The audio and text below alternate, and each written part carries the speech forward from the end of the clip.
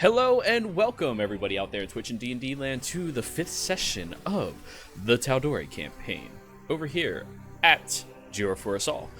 Before we jump right into the action, as per usual, we have a few short announcements we have to make. The first announcement is open slots. We have many open slots that, God, I really need to update that. I'm sorry. I've been slacking on that so much. I need to recover and just do it already. But we have open slots available in many of our games that are ready to fire off and ones currently in full bloom in progress. You can watch most of the games we run here at twitch.tv/Jira for Us All and enjoy them as best as you would like. Just to catch up and see what it is you're missing out or what you would be jumping into. But if you are interested in joining any of our games, reach out, let me know. Be sure to just message me on Discord or here on Twitch or anywhere else that you can discover me. I am more than happy to help anybody get integrated into the system and start learning how to play. I don't think anybody in this game was a beginner to D&D when you came here, but yeah, I am more than happy to do that in many of my other games as well. However, if you are not able to play in any of the games, but you still want to affect what is happening, please consider D&D Donate, where you're able to give a small amount of bits or dollar. I like dollars as well.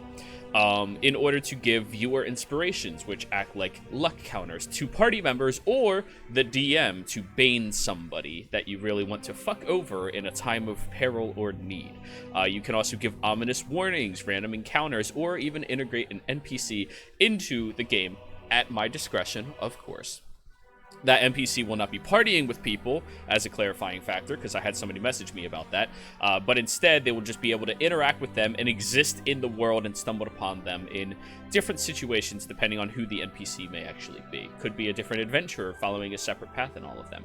Anything else that you would learn as well. However, there are other ways you can support us. One of them is that sweet Twitch Prime. If you have Amazon Prime, you have Twitch Prime. All you have to do is link your Twitch account to your Amazon account, and each month you have one free subscription to the channel of your choice. You could drop it here, or you could drop it into any other creators. All I ask is that you find someone small and you give them that little bit of help. It's a free thing for you to use each month. You get to use it on whoever you would like. It does not automatically renew. You just have to decide you're going to put it in again, and it really goes to help out smaller content creators tremendously. So just be considerate and use that for whoever you can. Lastly, I have a new command called projects, where I will be posting different things that I'm working on the side that people are more than welcome to reach out and talk to me about. This list is going to be expanding. Right now I only have 2 projects that I'm talking about, but more projects in the works going to be starting to spawn up as well. But I believe that is all that we have to talk about right now. So, Gorinsky, give us a recap. What happened last time here in the Shadowfell? Yeah, I'm going to try to condense this down because my notes are way too expansive. So last time, we actually first entered the Shadowfell, and upon entering, through a little experimentation, everybody found their way inside without getting lost. We traveled for a bit and came to a zombie swarm after a little blood was let, and managed to stave off that attack. 2 drow found us kind of right before this attack occurred, and after fighting them, the zombies, not the drow, we got their names and they agreed to take us to their nearby city. One of the drow's name was Misha, and he took us to go meet with Markon within the city of Evernight. So we made our way there, went to some temple, agreed to wait for Markon, and had a quick meeting with him. Basically gave us some details about a vestige that was located here within the Shadowfell that is now currently being held by one known as Vormitry. Am I pronouncing that right? Vormitry, yeah. Yeah. Gave us a few clues about where it might be, and also gave us some, how would you say, maybe vague hints that they were not to interfere with anything going on with our pursuit of this fallen angel, Jorvik, who has returned. However, there does seem to be some type of library somewhere in this place, and it may or may not have valuable information that we can use. We were greeted then by, I think, a servant or a hand of sorts by the name of Hobbs, who showed us to our rooms, also conveniently pointed out said library, and we were informed also that sleep was going to be a different experience here as well. I think I glossed over a few details, but that should be about it. Yeah, more or less. The individual you met was not Drow, he was Shidarkai. Thank you. Yep, that was revealed. As well as the servant being very adamant about the fact that they are not able to help you at all. Because that is against the Raven Queen's way. However, anything you stumble upon and figure out yourself is your journey, your destiny. Exactly. But anyways. You all are feeling a bit odd in this location, much different than you usually do. Taking the time to actually relax given your current circumstance and looking at the large dark wooden door that is being opened up by this tiny halfling, helping you all inside as well. And when you look at him, you do see it has like very pale ghost-like features against his skin, but he seems more alive than most individuals that you've come across in this location, aside from Shidarkai, of course. The doors open up, and it leaves a very loud scraping noise against the hallway, as if this door has not been opened for a very long time. And as he starts stepping inside, holding the lantern, he goes, Yep, this is the room. I'm gonna go out front and take a nap. Yeah, I'm tired. He goes, walking out, sits down in a chair, and A nice nap. Yeah, Yes, thank you for showing us our quarters. let me sleep. so all of you are staring outwards at this door. They brought us to the door of the archives or our rooms? The archive, because somebody wanted to see where it was. Yes, but he definitely told us we should not enter here.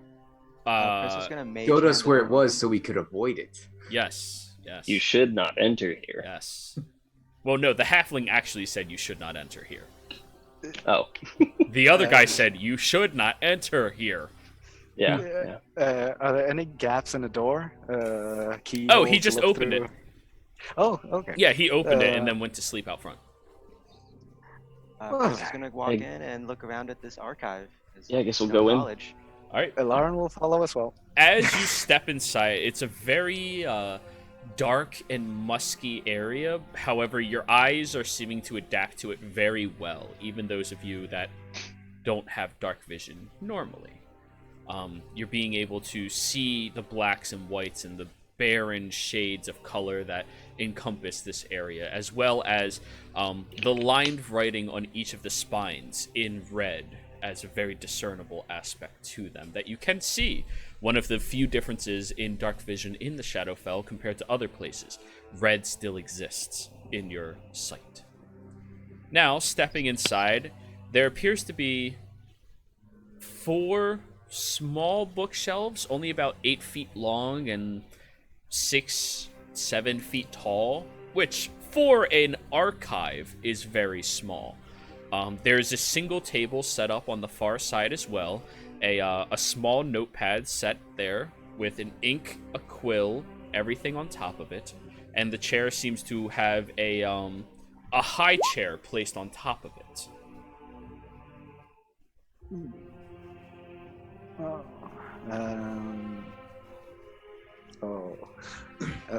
Lauren will just go around and glance at the books, looking for anything.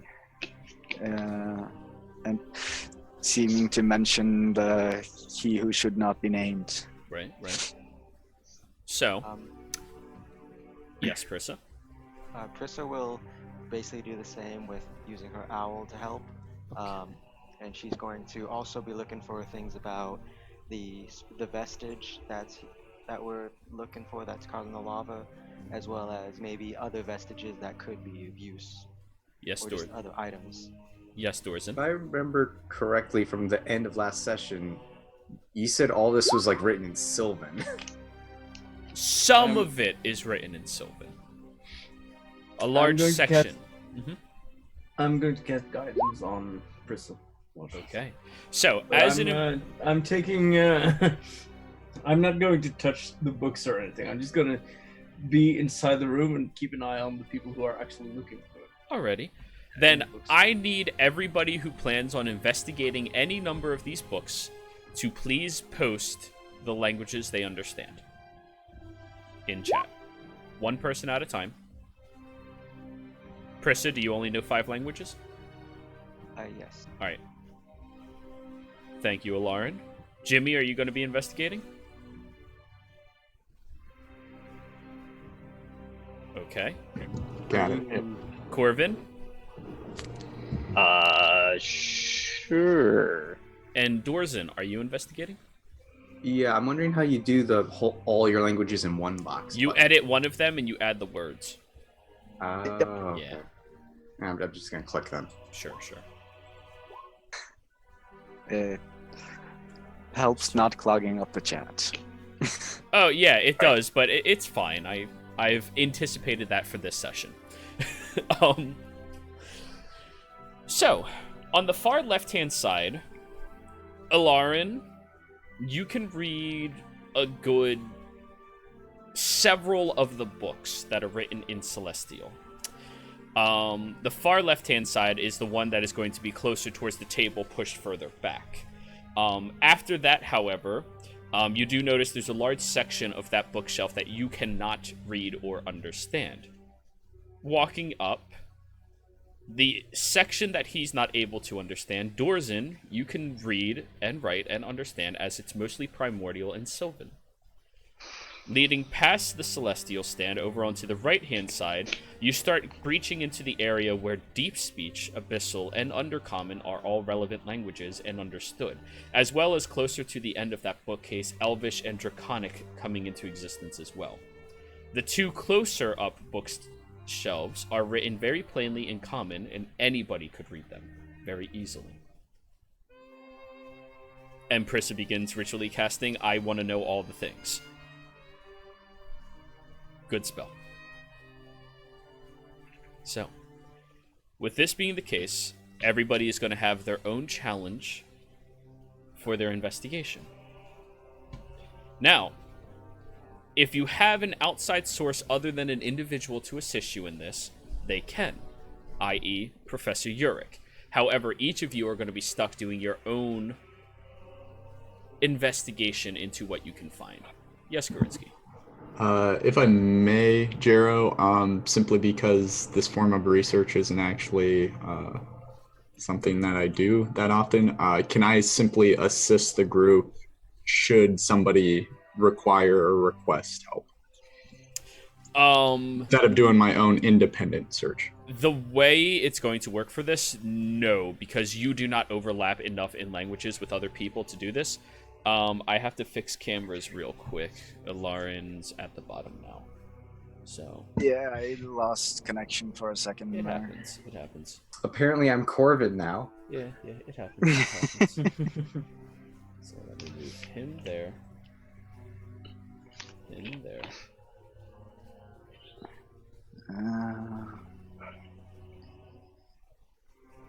Let's see. But yes, everybody individually make your investigation rolls. If you have any form of guidance for yourself, you are more than able, or somebody else, you could do that. Uric, since you are not investigating, if you want to spend your time guiding everybody during this, if you have it, you can. I will cast Detect Magic, just in case that might help as well.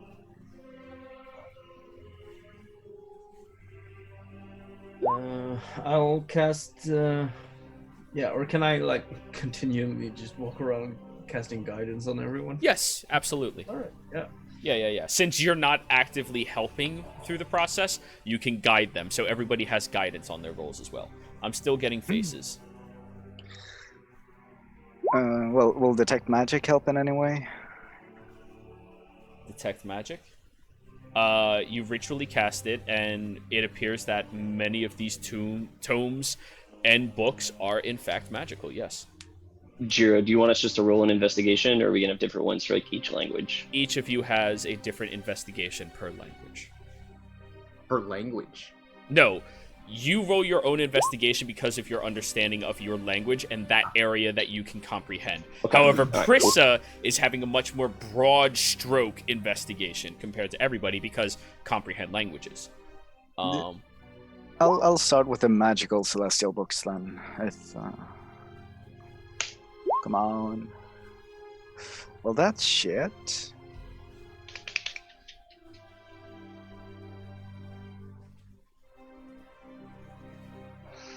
All right, I think I got everybody fixed. Cool, everybody's fixed.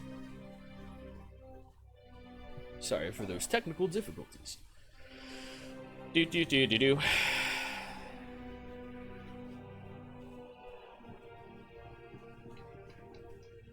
Prissa, you rolled a 22 plus 4. So 26.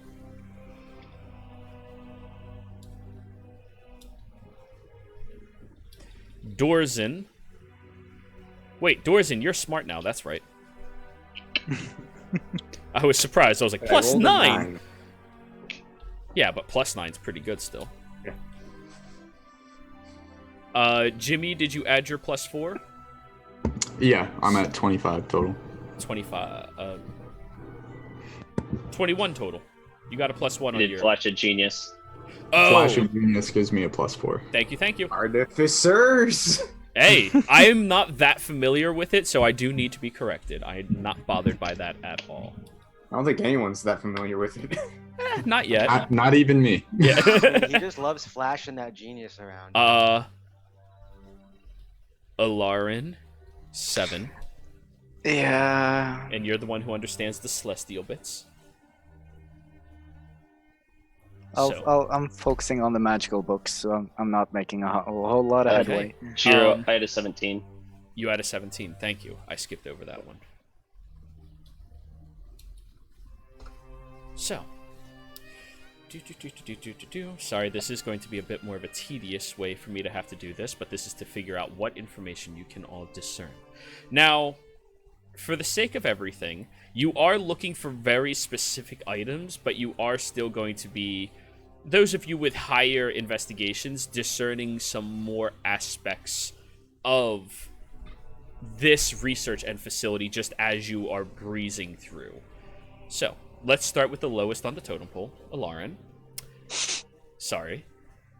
You read through some of the celestial bits, and you end up getting encompassed into aspects of your goddess that are beautiful and astounding. The fact that she actually showed the pathway in the beginning of the era before Tal'Dorei was fully developed for the other gods to come here and assist with the development of all of the creatures and creation underneath them.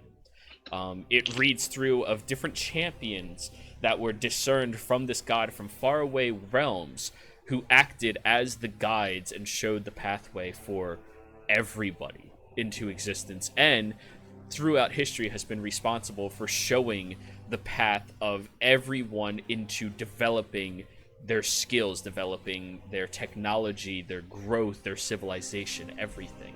Despite the fact that she is a goddess of uncivilized, showing the path and walkways and being friendly, she does show the path of progress as well. And it's just a very engrossing story that you find yourself just captivated with reading and turning the pages and reading the history of before the calamity and before the creation of anything else after. Yeah, Alarin just lays down on his back, cat style, and reads the book, and forgets about checking the others. Yep. while that's happening. Every time you walk by Yurik, you see him just, wow, turning the page, and you're like, huh, he's doing a good job. Guidance. Keep walking.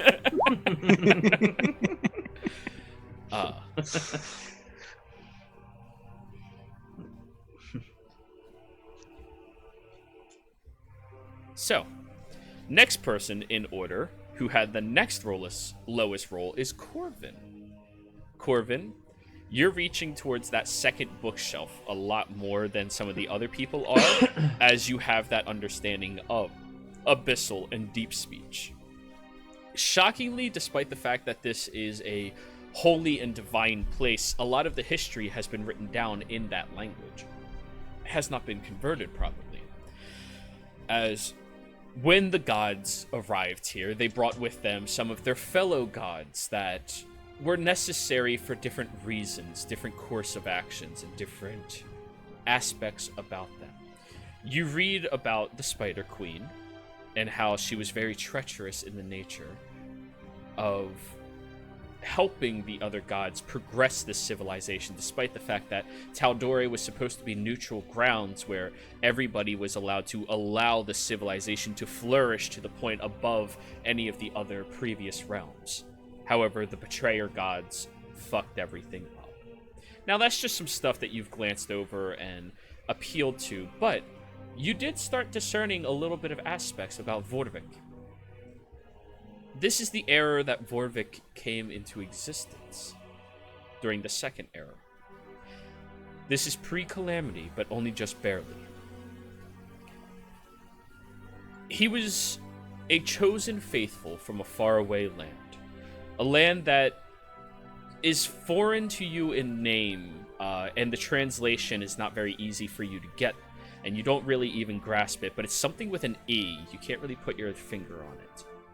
This individual was a chosen champion of a different god who got furious with that god and how it kept trying to change and mold everything, how this god wanted to shape reality and shape everyone around and did not let things just be as they were meant to.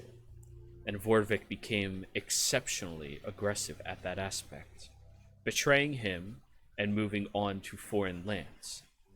Pre-Calamity, when he came here, he was not used to the level of magic that people possessed. However, his divine soul and energy was far beyond that of what the normal comprehension was for all of the mages in this area.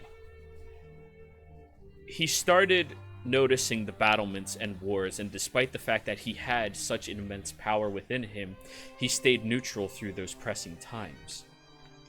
He was approached by an individual, a mortal, somebody in similar strains as him.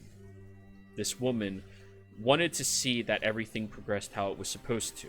She wanted to make sure that neutrality existed as it needed to. And the two of them created a bond, a kinship. They both understood that this war was going to be catastrophic on both sides, and because of that, one of them had to ascend higher to be able to help guide everything that was happening. They battled furiously, and they progressed themselves as best as they could. However, Vorvik was constantly in her shadow, just a few steps behind her capabilities. His faith and his devotion being his power, where her clear conscience and mind was hers. He helped her perform a ritual that allowed her to overtake the rule of a previous god, thus birthing the Raven Queen. He was the first follower of this queen, the first devotee, the first worshiper. But it writes in this book as if he regretted his decision to allow her to take that position instead of himself. He understood that her neutrality towards everything was necessary.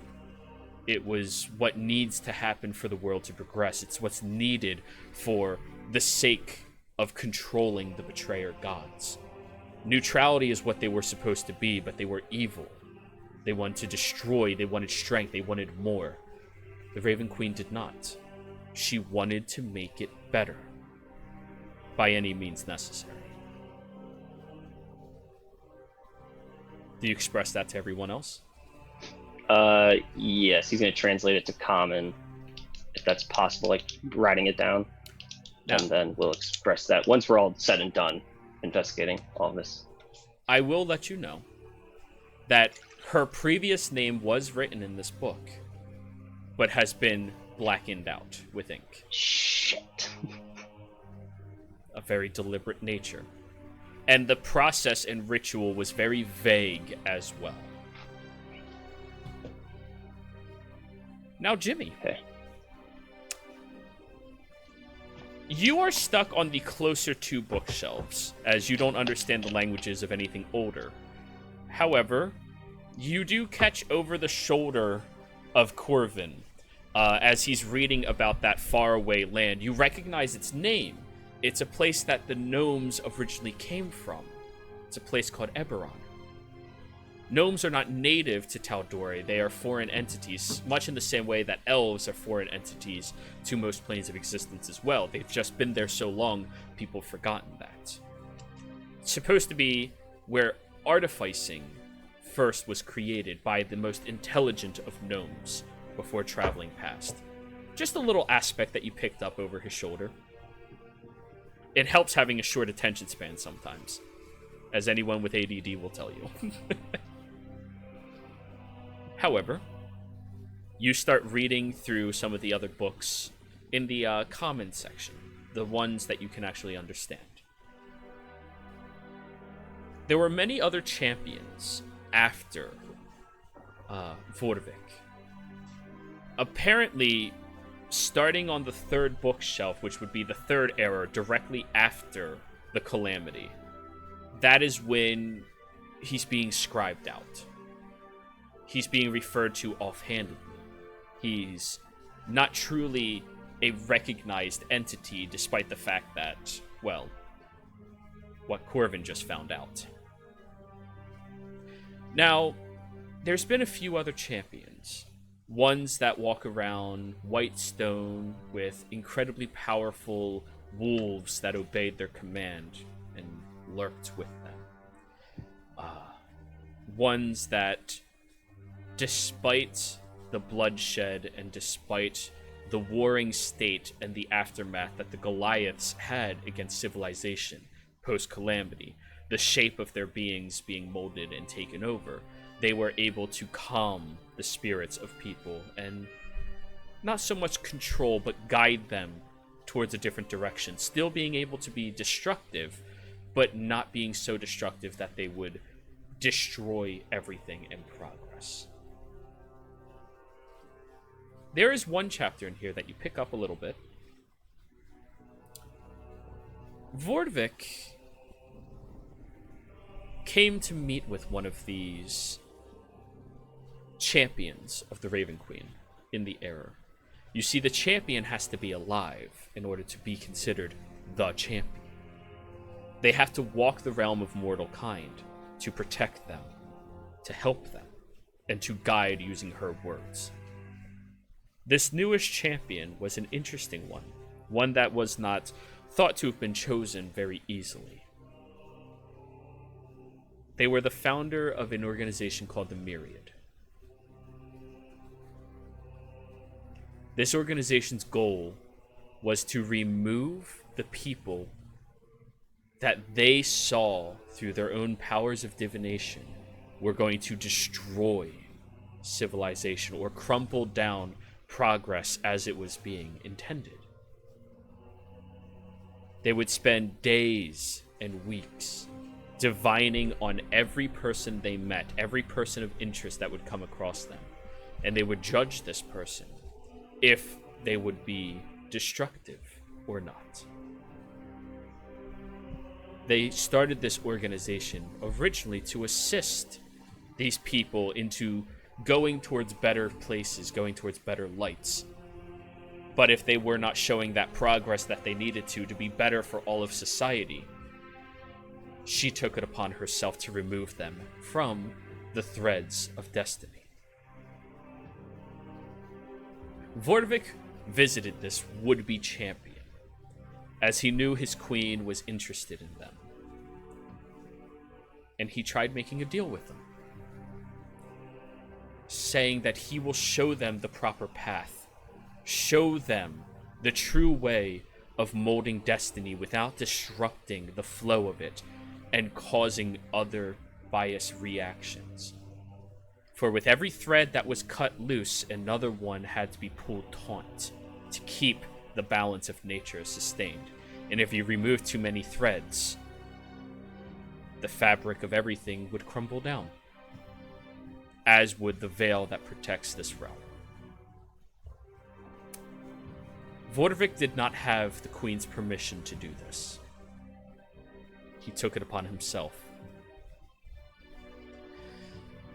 He nurtured this individual and shaped and molded them whenever he could find time to slip out of the gaze of his queen to guide them. However, ever since that encounter, Vortvik was never allowed to leave his queen's side again. Why, you cannot find out. Satisfied? Alrighty. Next up on the list, I believe that will be Dorzen. And I know I'm jumping around a little bit, but it's based off of the languages you understand. So, yeah. You're on the first bookshelf. Same as Ilarin. However, Ilarin has been greeting that one book very heavily. Whatever's in there must be incredibly fascinating. It's amazing. But you don't understand that language anyway, so it's not that big of an issue for you to just let him do it. Although curiosity does pique. There is a being before the Raven Queen. The one who came to Tal'Dorei before it had a name, before it had an empire, before it had discernible aspects of reality or gods overseeing it. Back when it was just a primordial landscape that the other outer realms are beginning to gain notice of. Its sustainability, its research, its resources. All of them are interesting. This being has no title. It has been stricken from record. This being has no name. It has been stricken from record. However, while it was spending its time here, shaping the primordials and showing them different paths, showing them how the gods can be assets to them, it planned all along to betray them. One individual found this out. The knowing mistress, Ayun. Now, you know little about the gods, but even just that name strikes a little bit of resemblance to other titles that you can associate with people from the Fae. Anyone who has knowledge in their title, they are amongst the most powerful people in all of existence. The more you know, the more powerful you are. Helps that you have a wizard in the party.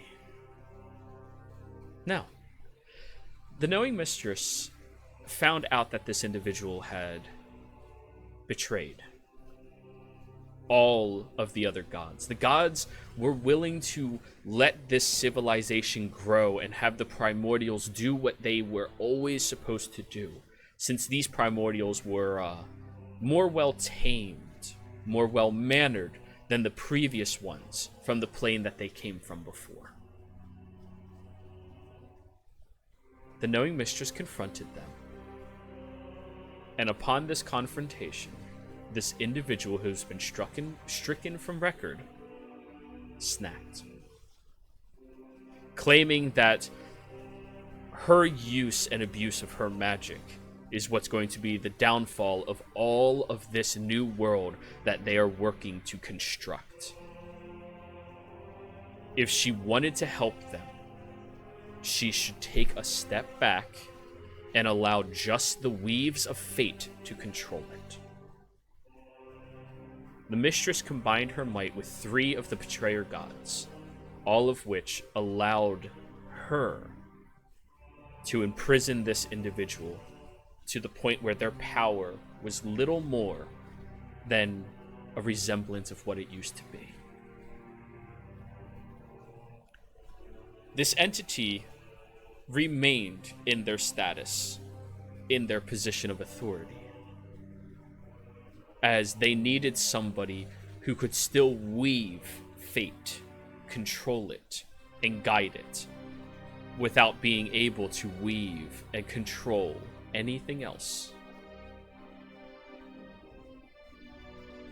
However, it is written in here, this is when the language starts progressing to Sylvan, that this individual started instead siphoning their magic into elves and setting them back to the Feywild in order to siphon off power slowly over time from all of them. It went unnoticed, and it's only scribed here in his archive.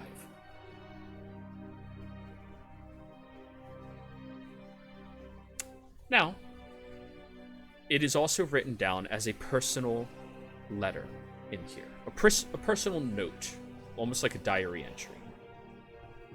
That the pooling and siphoning of magic from the Fays was assisting this individual in growing more powerful, but was attracting other creatures from the outer planes towards this one. Creatures from the astral sea, seeing celestial magic siphon Fey magic. And the individual had to be very careful and do it very slowly over time, as to not attract things that should remain hidden and the far reaches of the astral planes. That is what you were able to discern.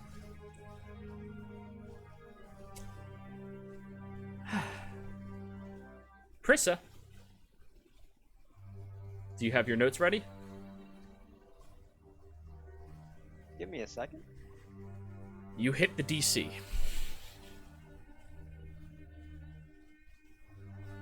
Well, sorry, you hit one of the DC intervals. Okay, I think I might be ready. Okay. You start on the second book. That's the first, or actually, you could start from the beginning. And you're kind of reading over other people's shoulders and trying to hear them offhandedly speak, because translating certain languages, it's difficult to do it just in your mind. You have to speak it aloud to be able to translate it. And as they do that, you start picking up on what they are talking about, the different aspects that they are researching. The creature before, or the entity before the Raven Queen. The ascension of the Raven Queen, with Vordvik by her side. And the fall of his perseverance in that manner. Now, something that you pick up that was not picked up by Corbin. When you start reading through the second bookshelf, Vordvik was a fearsome champion of his queen. And to begin, he was the only worshipper of hers. So she had to make deals with the other gods. They were jealous of her power, and they were upset at the fact that a mortal committed an astral sin in ascending to godhood. One of the gods in particular stood up for her, stood by her side, and would not allow the others to push her towards the realm of the betrayer gods. And the fact that this goddess was so incredibly knowledgeable and knew about everything in existence, they allowed her words to reign with them. In the beginning, only Ioun was an ally to the Raven Queen.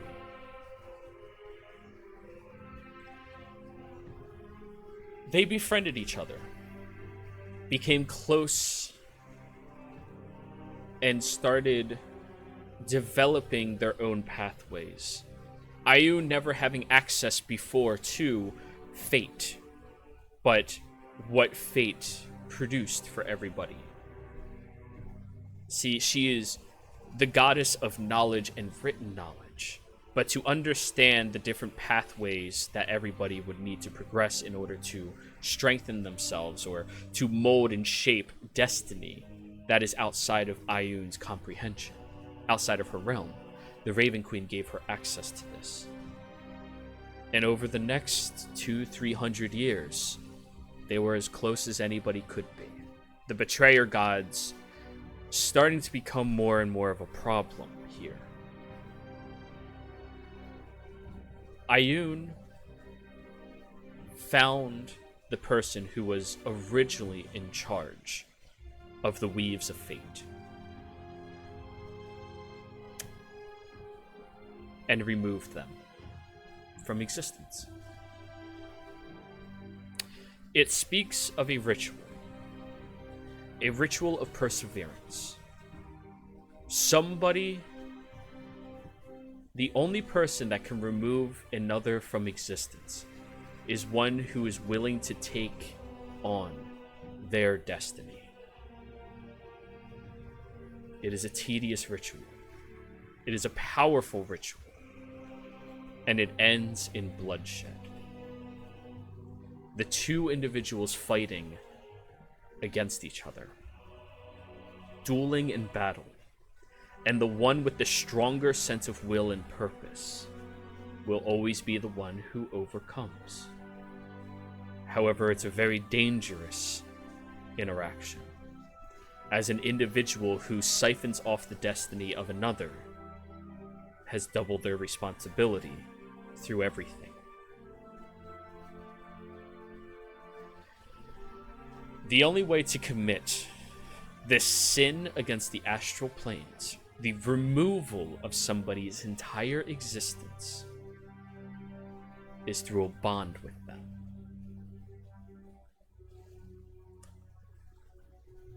They have to find what that person loves.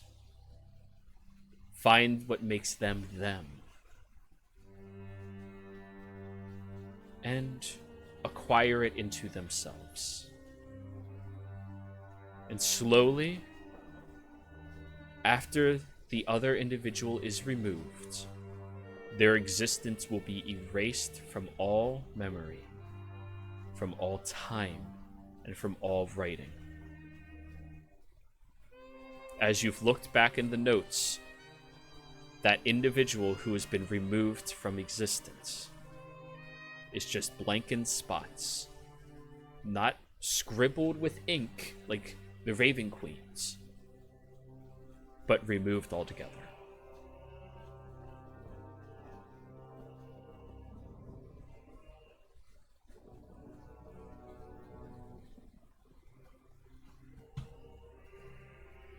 Do you want to keep researching, Prissa?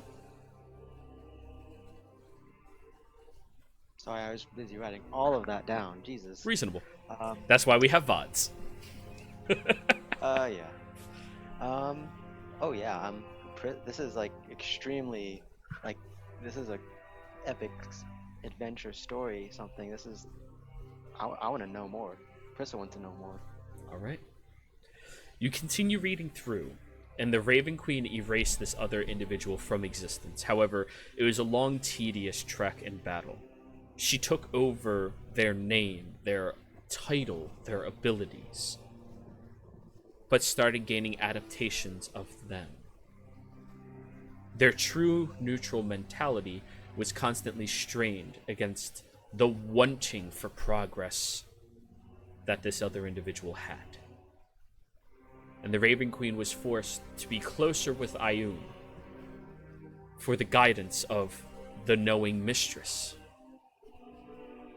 for the assistance on this path, and over time started befriending a few of the other gods as well, as they've noticed this battle, this turmoil that the Raven Queen was constantly dealing with.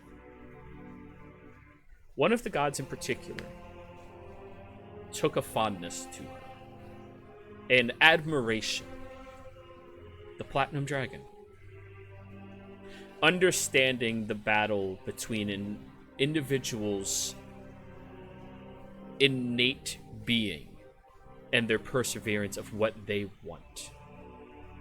The Platinum Dragon saw this as an incredible strength that she displayed, an incredible ability and duty towards the people that she deems her peers. See, nowhere in this book, or any of the books that you've read, does the Raven Queen ever believe she is above that of mortals. She just thinks that she is a guiding force above them.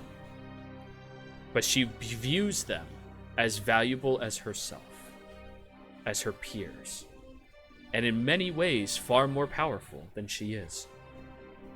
She cannot change destiny. She cannot weave it. She cannot control it. All she can do is guide a mortal to do that for her. Now, this left a stink in the mouth of Vorvik. He did not like that. He did not like the fact that the Platinum Dragon was so close to his queen, because he no longer had to be that close to her for her safety, her protection. The Platinum Dragon is far superior to him, far stronger, far more capable, and the fact that she had him overlooking her made Vorvik beyond jealous, infuriated even. So Vorvik took a different path. He was going to guide the safety of the mortals from the betrayer gods.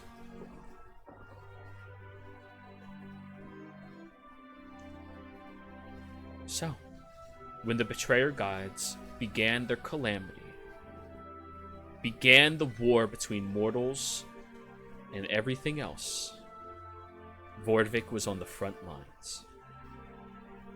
He battled. He fought. He destroyed entities being pulled out from the abyss.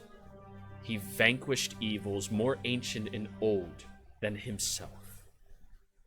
And he guided missionaries to follow in the footsteps of himself, strengthening the Raven Queen, bringing worship to her as his display of power was magnificent, and his strength of word equally so. Towards the end of the calamity, the Raven Queen approached Warwick and explained to him he had to stop swaying mortals to worship her. That is not her way. That is not the way of destiny. You do not force people into anything, even through kind words and through motivation. He's stronger than they are. He's a higher being. He's responsible for her gaining so much power and strength, and she does not deserve or need any of it. Her power is simple. She does not require more.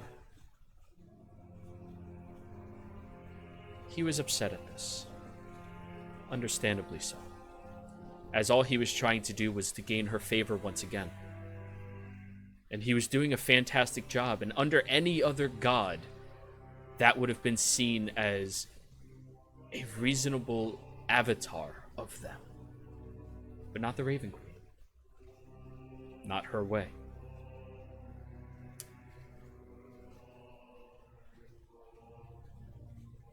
He was told to travel to the Shadowfell, to hide there,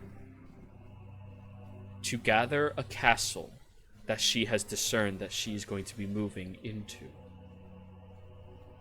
and to bring the most dutiful servants that are still there, that are dying from this calamity and war, to it,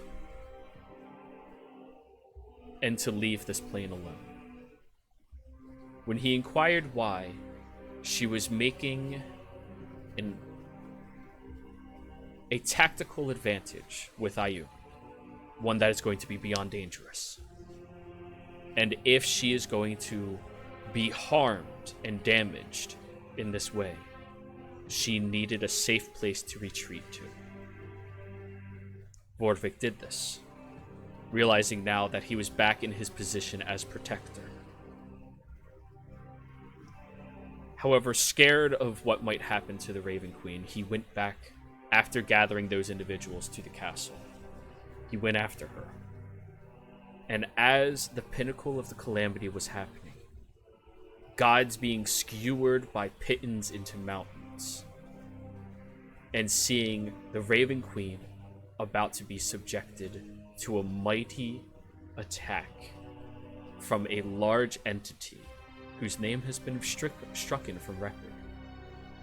Tendrils wrapping everywhere, a chaos ensuing it, and the minds of everything around it being thrown into pure madness and rage.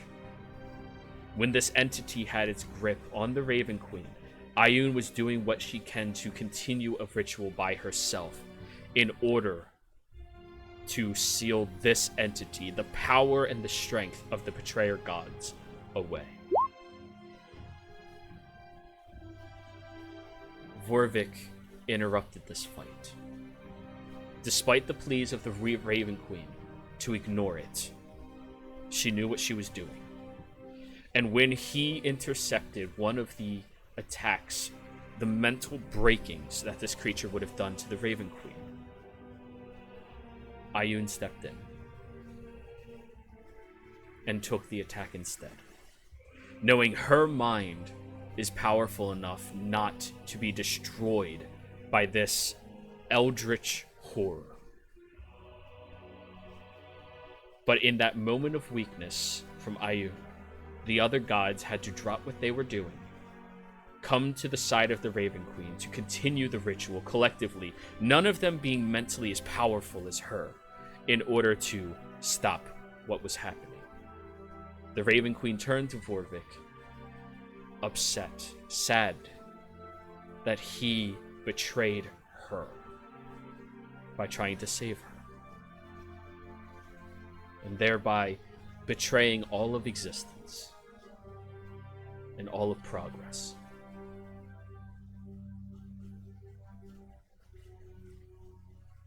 The other gods, to this day, as you've read up to the 4th chapter, are upset with the Raven Queen for allowing this to happen and for allowing Vorvik to stay alive.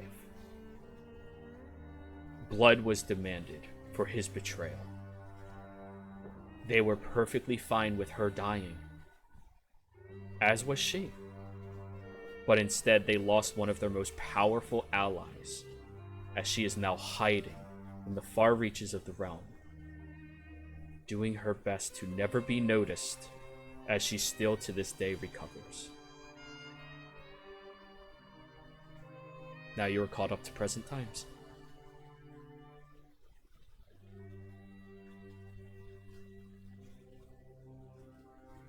Oh. Oh boy. Imagine if you got a 30. Yes, this book is very good read. This is a lot. So much lore. Yes. Of, a lot This of information. fucker's the reason Ioun's in hiding. I kind of wish that you'd flash that genius on me, but Yeah. He got some Oh good my information God. about gnomes.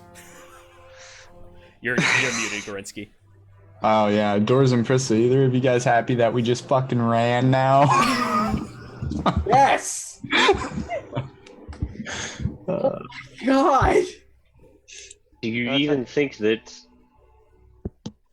Vox Machina will be able to hold them back? This entity. So I take it we're pooling our information resources. That is up to all of you. By the way, Yurik, I saw your mouth moving. Were you saying anything?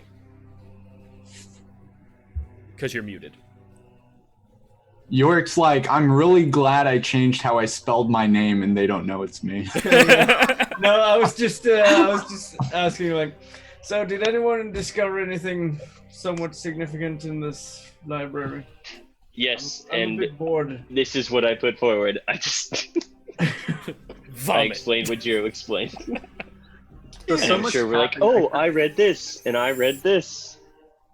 Yeah, it seems my goddess was the reason everyone else got to this realm. Quite impressive. So, Jero, I do wanna ask, because this is what's going through Jimmy's head. Between the text that he read concerning like Yorick's mission and like how he was like helping somebody to mold destiny, all that, and given what Prissa, I'm assuming you're sharing this with the group. Is that? I'm gonna say that while Prissa was reading all of this, at some point she decided to use Mage Hand to get like a quill, take the quill and start writing as much of this down as she could for her next paper, as well as to share with the group. Oh my god, immediate Flashbacking doctorate. Well, my question is, Jero, I am curious about the perspective of the different authors. So Jimmy's reading, like, from what you gave me on Yorick, it sounded like a very ipso facto, like, this is just what happened. Bullet It sounded like, facts. yeah, it sounded like there wasn't any opinion or, attitude towards what was being done, just this is what happened. Do I get that same sense from what Prissa? Oh God, no. Okay, No. so The third and fourth books seem to be written in third person point of view. These are the Okay. facts as we understand it, as told to me by these people. The first chapter was written as a personal journal of note. The second chapter was written in second person, a second-hand observation of everything happening. okay, thanks. So, what exactly did you discover?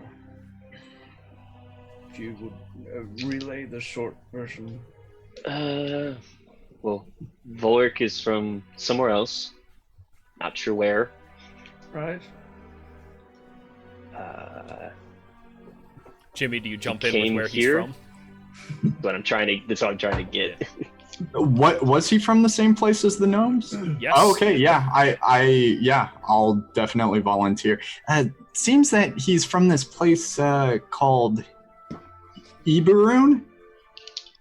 It's Never very heard of it. peculiar, but it seems actually there might be an entire race from that area. It says he assisted the Raven Queen pretty much go into Ascension pre-Calamity. And he was like her first champion. Oh. But I think he regretted what he did. All right. At least giving her the power, not himself. So they were contenders then for. I mean, it's pretty clear based off of what I read that there's definitely a connection between Yorick and the Myriad. This person that he helped was the founder of the Myriad. So I think that explains why they've been coming to the Raven's Nest. Also explains why you said you guys ran into the Myriad at his tomb. Yeah, they had a base there. Explains why they brought him back. Prissa, that's accurate, right? What you told us about the tomb? Treya got it.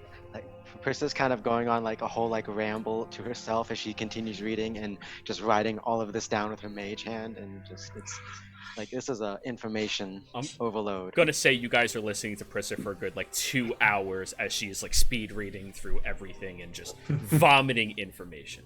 But at least it's interesting stuff. So it's not like her usual spiel of shit that you don't understand. I do not understand how so much information can fit in such a tiny body. That's fair. I feel like, wouldn't other gods want to assist on this? Well, from what you have said, it would appear so. The Raven Queen will not help, as she is neutral. But perhaps other gods would be more willing to help. Someone mentioned Ayun was fairly close to her. Yes, and apparently the Changebringer as well is an ally to the Raven Queen. And the Platinum Dragon. Yes. As a point of order, because the narrative didn't describe it well enough, the Platinum Dragon was an ally to the Raven Queen. Oh, so the battle kind of broke that. The battle broke her connection to the others. Oh, Well, that sucks. Could be reformed. No? Just because something's broken. Still doesn't Make it explain why fixed. they kill him. Yes, well, Maybe she saw kinship with him. I mean, you said, what did you say that you read, Dorzen, that she didn't view herself higher than others? She doesn't believe, so maybe she still sees him as an equal and as a very good friend. Previously to her, what I read, them being very close. there might be more to his destiny. She did not want to interrupt his part. Maybe what if she changed his fate and she regrets that? You can't do that. Apparently, that's not her power or something. What if she did that before humans? She claimed what humans can shape destiny? And what if she regrets something she did? Someone to change destiny, if I'm understanding what the lore was. Mortals can change previously destiny. to her, previous to Yeah. her godhood is what I'm saying, Dorset. Oh, okay. Previous to her becoming a god. Yes. What if she there's a might, deeper connection between these two than just a follower? There So might the have big- been that she changed his destiny while she was still immortal, without even realizing it. So, what was this monster you mentioned that she was fighting? Ricken from Record. And quick thing too, when you said stricken from record, you said it wasn't like the ink blotted ones that are with Morgan's It name, was. it's the- Its Oh, it name was. deliberately strucken. Same as all of the other betrayer gods. Their names are inked out, but they're not removed. The only The one only- who has been removed was the Previous god. first version of the Raven Queen. Goddess, Yeah. God or goddess God. of destiny. That You does did not pick up it exist. was a god. Jero, there wasn't a name to the original founder of the Myriad when I read. No, there was Correct. not. It's not that it was strucken. It's not like It probably there's a wasn't as very blatant important. gap Yeah. when the Yeah, name is removed. I was It's about to not ask, inked. can I do a It's- history check? But I don't think I'd even know. You No, would that not, wouldn't be yeah. something. Jimmy wouldn't know. No, Yeah, no. Jimmy Your would have last no character, idea. maybe. Yeah. Oh, yeah. I don't know if this will be useful for later, but I think we need to. It's a lot of information to think about, but Well, there was that we ritual have something you spoke in front of, us we need to deal with. taking on his only destiny s- to erase him from existence. You Doors were taking tricking away out from a this bit whole there, and it show was is the Raven Yeah. Queen is the most badass god in existence. Nick, you were cutting out there, so like you were cutting down while they started talking, so like you kind of Oh. got underneath them. What did you say? Oh, I was just explaining that this is a lot of information, but we do have a task ahead of us that is precedent. And after Priscilla finishes her speed writing and reading, she's just gonna go over to the table, sit down, lay her head on it, and like use prestidigitation to put something cold on her head. You can almost see the steam rolling out of her ears. so. Perhaps. Well, I agree with you, Corvin. We still have a mission, and no matter how interesting all this might be, it doesn't necessarily change anything of what we have to do. And it doesn't really affect anything in the coming days, like 2 days. It does potentially give us an option. Well, we're not facing Volric, but What do you mean, Dorothy? currently. Go ahead, Yeah. Dorzen. What do you mean? Apparently, it is, according to these texts, it is possible to erase someone to force a battle of wills. Given how strong and ancient this fallen one is, that might be our only option, and it is not exactly safe. for the individual involved. Right. Well, Would also have to take up their destiny Their if he was mantle. successful. Yes, but the nice thing, if a mortal would succeed in this, he can still change that destiny. So I guess that's why it's in the hands of us and not the gods. Yes, it would appear that way. And since he's down here, I wouldn't really call him a god anymore. Or something of that nature. Well, We can bleed. yes, but I suppose he would still be quite strong. It would be necessary to weaken him before attempting to do such a thing. And also why we're collecting these vestiges. Yes, getting the vestiges would help. You keep could saying wait- that word. By the way, Prissa did kind of do a broad stroke. Did she happen to find anything about vestiges? None of them have been, well, other than the offhanded mention of specific vestiges of her champion, which you already know about because you are you and you love Vox Machina. Nothing. None of that is relevant to her history and the archive of Destiny. Was there anything about a vestige in the book Ilarn was deeply You know what? stuck to? I made the mistake of telling you you were so deeply engrossed in it, so I'm gonna give it to you. Yes, there is. Woohoo! There is a necklace. A beautiful, glittering emerald is set within the center of this silver chain, humming with power and possibility. It has been worn by 2 people throughout history, and that is it. The first person to come here made it. The first friend of the Changebringer. When they came with her from this foreign plane, they were more than excited to help show the path for mortal kinds at her behest, but they needed a bit more protection. So the Changebringer did a favor that she's only been known to do once, and gave them a kiss. And that produced this amulet. Any name of this amulet or Kiss of the Changebringer. Yes. Kiss of the Changebringer? Yep. Literally named. I also did discover another vestige that might come in handy. Useful for forging your own path and changing destiny at will. Can I see that book? Yes, let me show you the page. There you go. Is it written in common, Jero? No. Celestial. Yeah, Jimmy's eyes immediately like go puppy dog sad as he looks on the page and just turns away.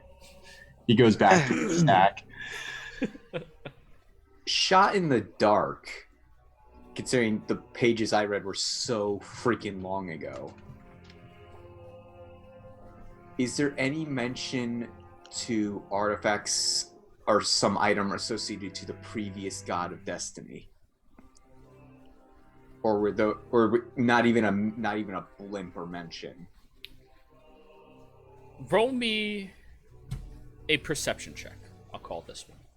Perception? Yes. Okay. Which Yeah! I'm assuming that's a nat 20. What's the score? 27. Okay. That's much more important. Flash that genius, Jimmy. Flash the genius. I mean, I don't think. I like to think Jimmy can flash genius if he understands what's going on, and given the situation, I'm not. Yeah. Sorry.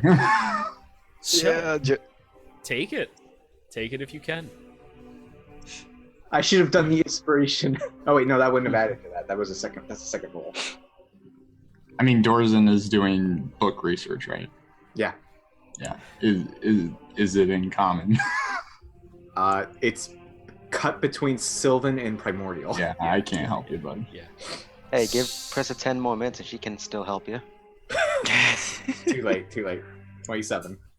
There's one object associated with the previous ruler and god of destiny. This object is a gnarled onyx, black barbed circlet that is known for bleeding into the heads that it sits upon, giving them horrific visages. And it was the circlet that this god used to wear. Its whereabouts are completely unknown.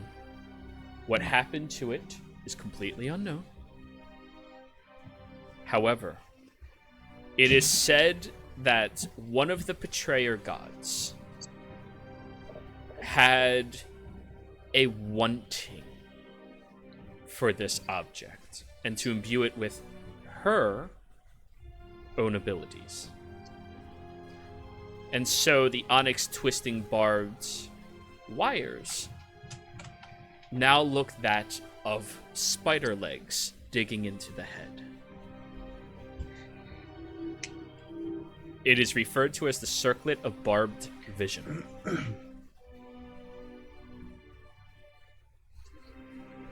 Is that in the compendium book? Or is that... It's in the Tal'Dorei. None of Okay. these items are at your disposal knowledge-wise because Gotcha. no. I knew what you were talking about, but I didn't. I wanted to make sure that's what I was thinking it was. Yeah. But that is the original item that he held, and the betrayer god that baned him the most, the Spider Queen, is the one who's been the most interested in it. As for its whereabouts, nobody knows.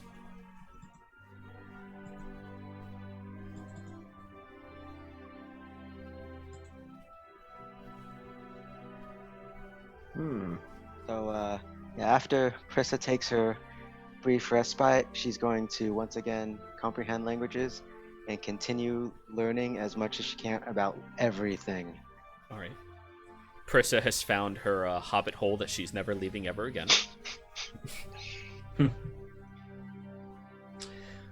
So before we continue on here, I will suggest, or rather insist, that we don't spread too much of this information. Yes, I was going to ask Prisa if she could contact Scanlan or maybe Pike and ask if they have heard anything about the Kiss of the Changebringer on their travels. Well, I mean, Yorick, wasn't that our job? Aren't we supposed to be giving this information a Vox Machina? Alarm? Well, Yes, I but mean, to they have not traveled get a it- bit more. I mean, to not spread it to Oh, the common folk, if you will. Yes. Knowledge like this can cause untold consequences that, well, yeah, are untold. I would not know how it could possibly end, but I'm Yorick, assuming- under your duties and servitude, you know the vestiges have caused wars to rage over them. They are so powerful. Yeah. And there's now a puppy in the background. I am happy now. Yes, well, we were supposed to find the information, and information we have found. It would not hurt to ask our elders if they know more about the subject, no?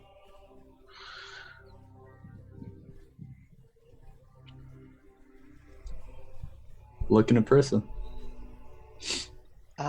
Well, I mean, I can send a message, a sending spell, but it's, when it goes between planes, there's a possibility it doesn't go through.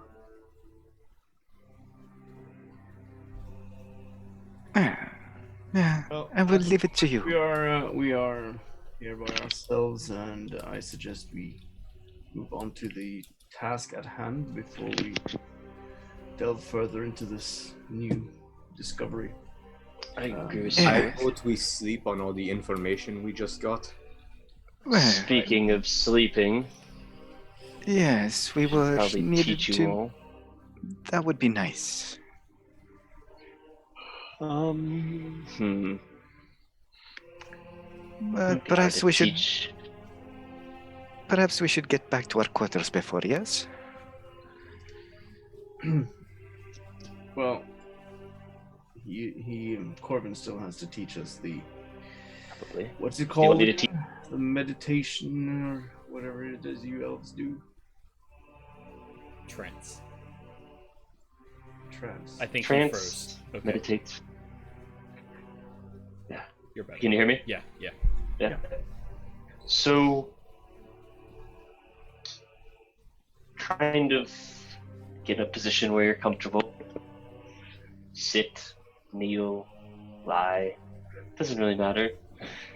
Close your eyes and just kind of don't think about anything. Just your breathing. Like you're kind of floating in water. You'll eventually feel like. I like to think that if you close your eyes, you tend to see spots sometimes. All those white lights, kind of like they're stars, and count them. And eventually, time goes by fairly quickly. So Yes, that's how it works it's for me. like praying, then, Sure. or somewhat similar anyway. Quick question, Gerald. Does it look like there's any sort of magical stuff to prevent books from leaving this archive? Nothing that any He of you have specifically discerned. told us all our notes are not going to be able to travel with us. I know, which is why Prissa has to make sure she memorizes everything she's learned, and she just needs to do that by staying in her room, Do reading. you have the everything. keen mind feat? Not yet.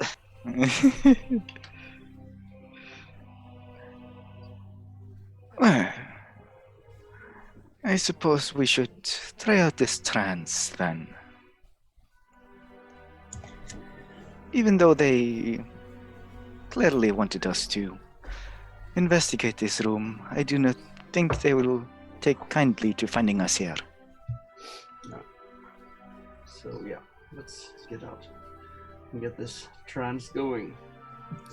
So, each of you go into your own separate rooms, and Corvin walks you through the steps of bringing yourself to a contemplation and meditation that shuts off your brain. For Dorzin, for Yurik, and Alarin, really easy. You guys go, oh wow, this is... and you're out. For Jimmy and probably takes the Prissa, longest. it takes you 3 hours of asking if you're doing it yet. Before eventually you accidentally shut off your brain for 5 seconds and then trance. I don't see the Can I have them stars. together? Yeah. Can I have them together Yeah. so I don't have to do 3 hours with one and 3 hours with another? Do I breathe through my nose or my mouth? Like, you're not being specific, Corbin. Jimmy, Do I think? swear. Imagine I'm underneath the water and like sending bubbles, or is it? Sure, Prissa, hold your breath. okay. Yeah, go right ahead. She's gonna pass out. You're an ass. Can I go do a Constitution saving throw for that one? Yeah, make a con save.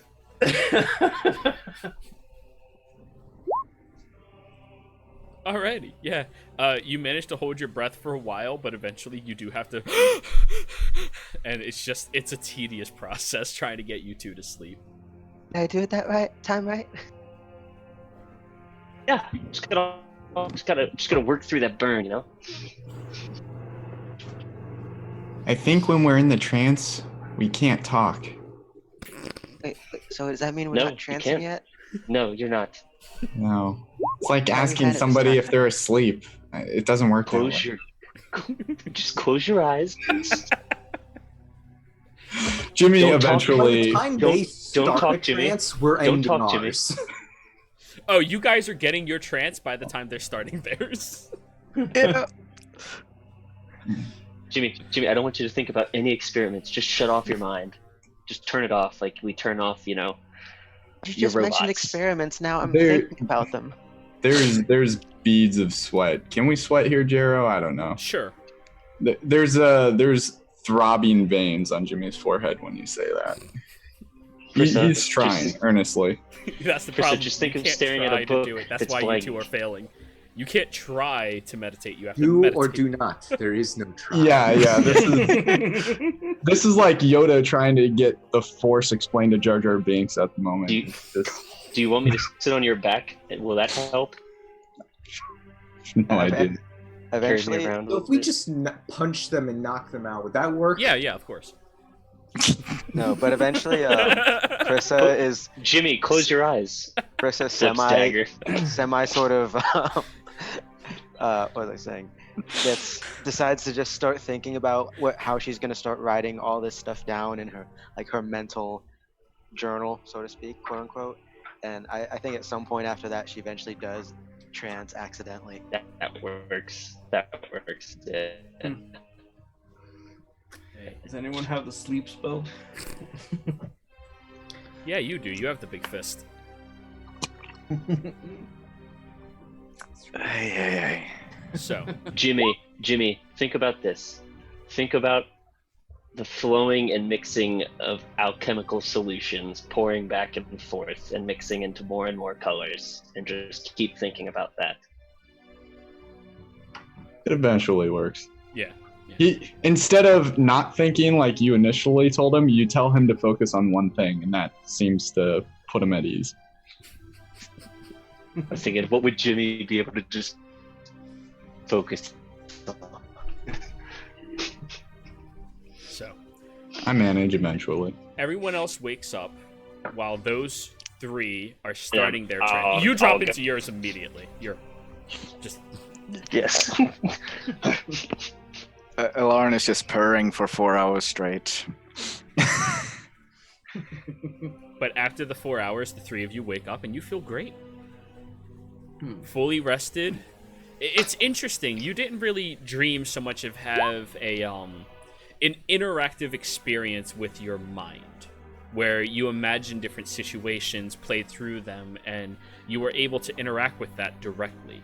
It was a very interesting state to be in, to say the least. Is that to anyone else that has never tranced before? Yeah. I'm assuming. For you, you're used to all this. This is where you practice all your badass techniques, is when you trance. Gotcha. Yeah. It's like when you sit down and you play through the what if someone broke through my door scenario at your desk and all that shit, but for 4 hours straight. Why do you think Els is so prepared, man? Good point. So the three of you were awake. So, do we need to eat here, or? No, I believe we don't. Is my stomach grumbling? No. You have not been thirsty, you have not been hungry, nothing. I want for nothing here. This place seems pretty cool. Yeah, I do miss the taste of fresh fruit, though. It seems nothing tastes as good in this place. Alarn, this is the first time I didn't see you sleep up in a tree. Yes, lack of trees in the building, and I do not feel comfortable sleeping outside in this place. I can understand that. A lot of ghosts watching. Yes, and should I accidentally fall out and bump my head, spill a drop of blood, not a good sign, yeah? Yeah. So, were we gonna get escorted to this cavern? I ask everybody. No, I Tell us believe that... where it is, and it's guarded by thing. We have to go find it. Yes. Maybe go find Should it. be fairly easy to find, given it's Go a to where the lava's coming out. molten lava. Yes, we follow the llama upstream. No problem. Yeah. But where are the others? I think the Prissa and Jimmy are awake. They should be. Trancing doesn't take as long as sleeping. Yeah, if Prissa would finished her trance thing, she's like basically opening up all the books she brought with her in her room and just like laying them all out and just reading, piecing together more facts and info and just trying to learn some things. And in this case too, Jero, it would have been things more related to Ayun as well, since Ayun seemed to be an ally of the Raven Queen and like she might know some useful information. Like if, for example, if this ritual was the only way to deal with Vorvik. So, roll me another investigation, please. Can I have my owl just kind of perch on my shoulder and kind of like keep an eye out himself? Just That doesn't really, like, it can look over your shoulder, but it can't help you.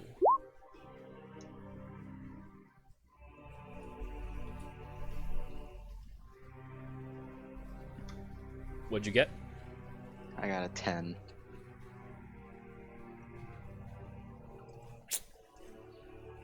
Fortunately, her whereabouts is a close-kept secret that nobody is giving up. And through your research, I mean, she could be anywhere in all of the planes of existence.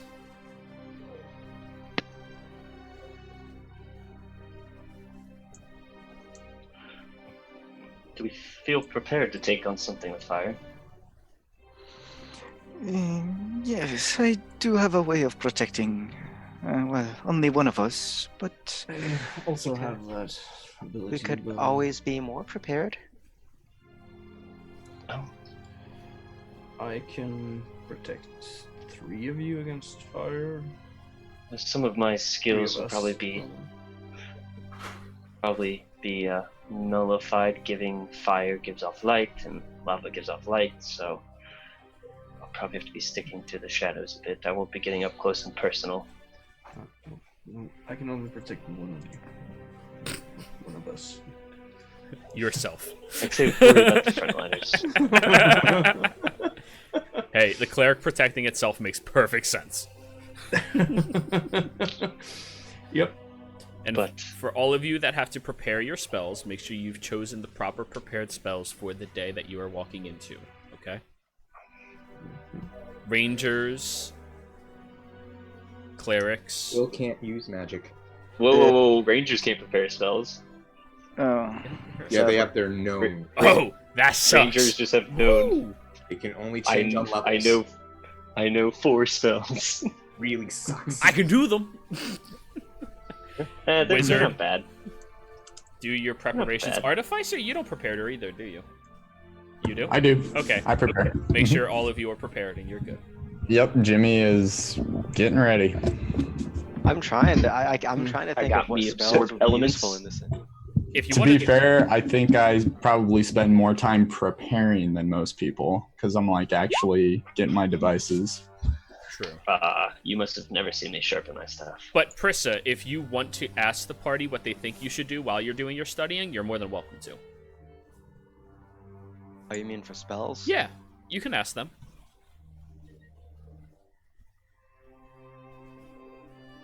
I'd say giants aren't the smartest. I don't know. I haven't really handled giants before. But assume they're what? Not the relatively smartest. Yeah, so I don't think they would have any spell casting, so Who knows?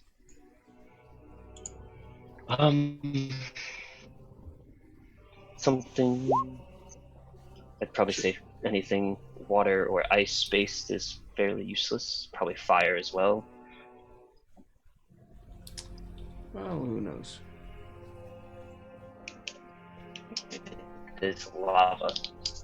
Well, it could very well be that anything that is particularly cold could be exceptionally useful.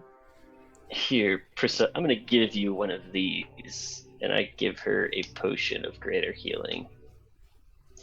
oh, thank you. Yep.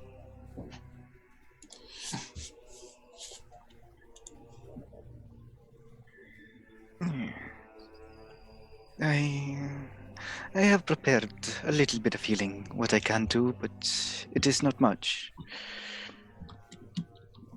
It's alright. The best form of healing is just killing the creature before it can do too much harm to us.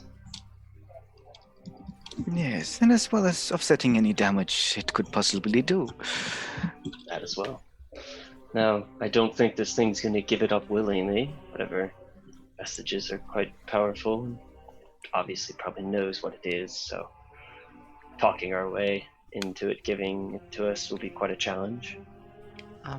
Do you think there's any shops in this city that we're in? Because we might be able to get something to help us prepare. don't know what shops would be like here, but Yes, for some reason I do not think they would take gold. Well, if they did, Hey, the we joke have would be 2 on them electrum since our pieces each. since our gold's on our person, and this is apparently our astral bodies or something like that. Yes. wait, does that mean my potions didn't come with me? No, it came with you. Okay, alright, just make sure. I'm not that much of a dick. But if you use making- it, you lose. It's it. gone. Yeah. Is it true if you don't use it, you lose? Sorry.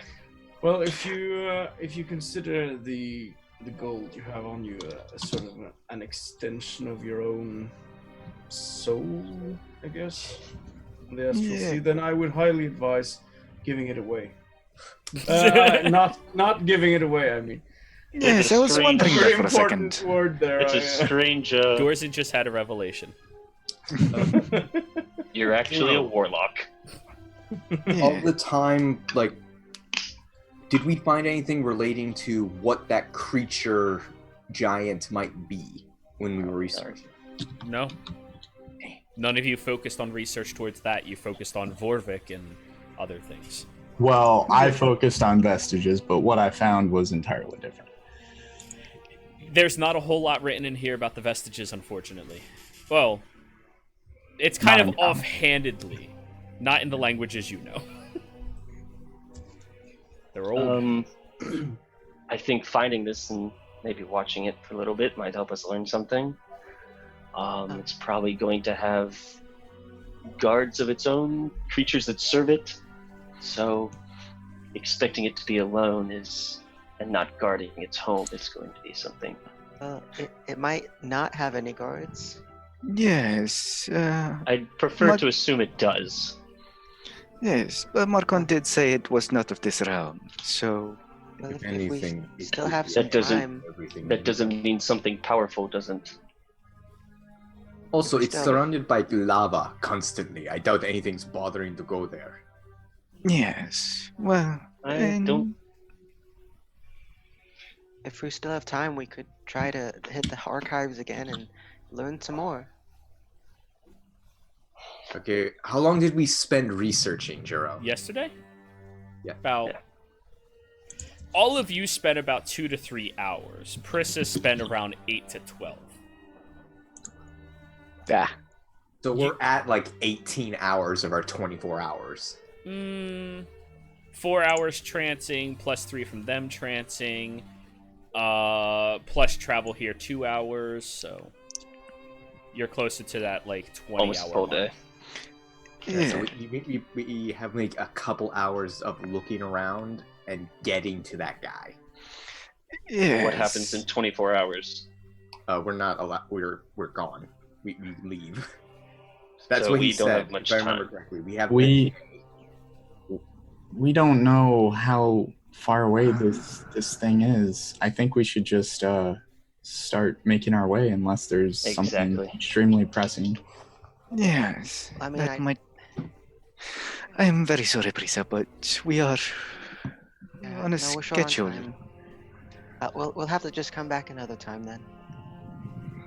If the Queen allows us, we will. I'll be happy to come back with you, Prissa, when we have the opportunity. And maybe when we die. I'm going out on a limb here and thinking letting us in at all and letting us look around is a maybe one-time deal. It is Well, I quite mean- possible. From what we've learned yesterday, it's not written down in fate, and us mortals can change our fate. Yeah, but you gotta let us in. Unless you know how to get in here by yourself. I'll figure it out eventually. Well, Don't challenge For a now. wizard, man. Great. Don't challenge a wizard. for now, let us get moving, yes? We all have to die someday. Oh, really?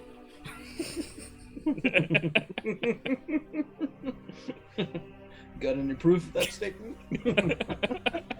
I feel like that's how Vecna started. It was just a meme with just like, man, I hate dying. Then don't. I have so many thoughts that I need to talk to after this. So, all of you are going outside. Are you going to follow the lava river? Or are you going to do some research around town? Or what? Your choice. You have roughly, I will say, 5 hours before that 24-hour window, which he said it becomes incredibly difficult for you to leave, closes. So so then we also have to get back somehow. All right, so are we at Castle Nowhere on this stream map? Let's go with that, yeah. So is the lava flow? No. coming- You're ignore the names of everything on this map. This is just the visual map. Since you are Okay. playing in Tal'Dorei, this is the Faerun version of this place. Okay, Yeah. gotcha. You guys are closer towards like this area, right around here. All right. It's still a walk if the source is coming from the south. Yes. For some reason, I'm seeing the world That's a map. big walk. Yeah, I Yeah. see the world map. I see the world map as well. There we He's go. watching the stream. That's Hey. why. Alright. Thank you for watching the stream. So yeah, like here.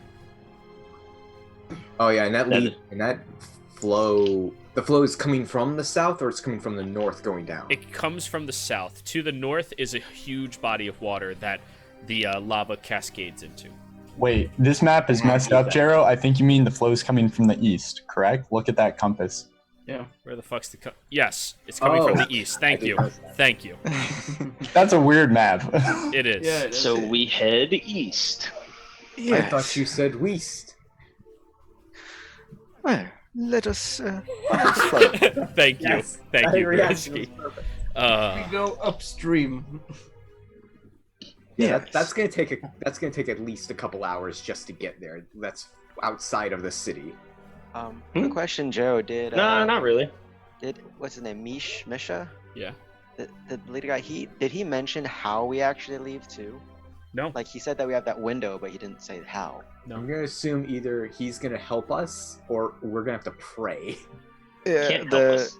there are portals in this place that leads to different planes, so we might get lucky. We'll just have to wait and see. Yeah, I mean, there's a giant ditch in the ground. You guys could jump in that. That sounds fair. It's called I a know, demon pit? demon pit or something. I don't know. I think I'll skip that that could one. lead to the abyss. Sounds fun. Let's go. Yorick Before we leads head crusade. out, though, Krista would try to find. Krista would try to find Misha and just like, we're gonna be heading out now to the volcano. Well, first I mean, I off, know you don't can't help find us. Misha. You find the halfling. Hobbles. Yep. Hey, Hobbles. Hobbles, can you we're gonna be heading out soon. Can you let Misha know that we're heading to the volcano? I mean, Even though if I see him, sure. yeah. And if we have some issue getting out of here, we'll be coming back to ask for some help. Cool. Bye.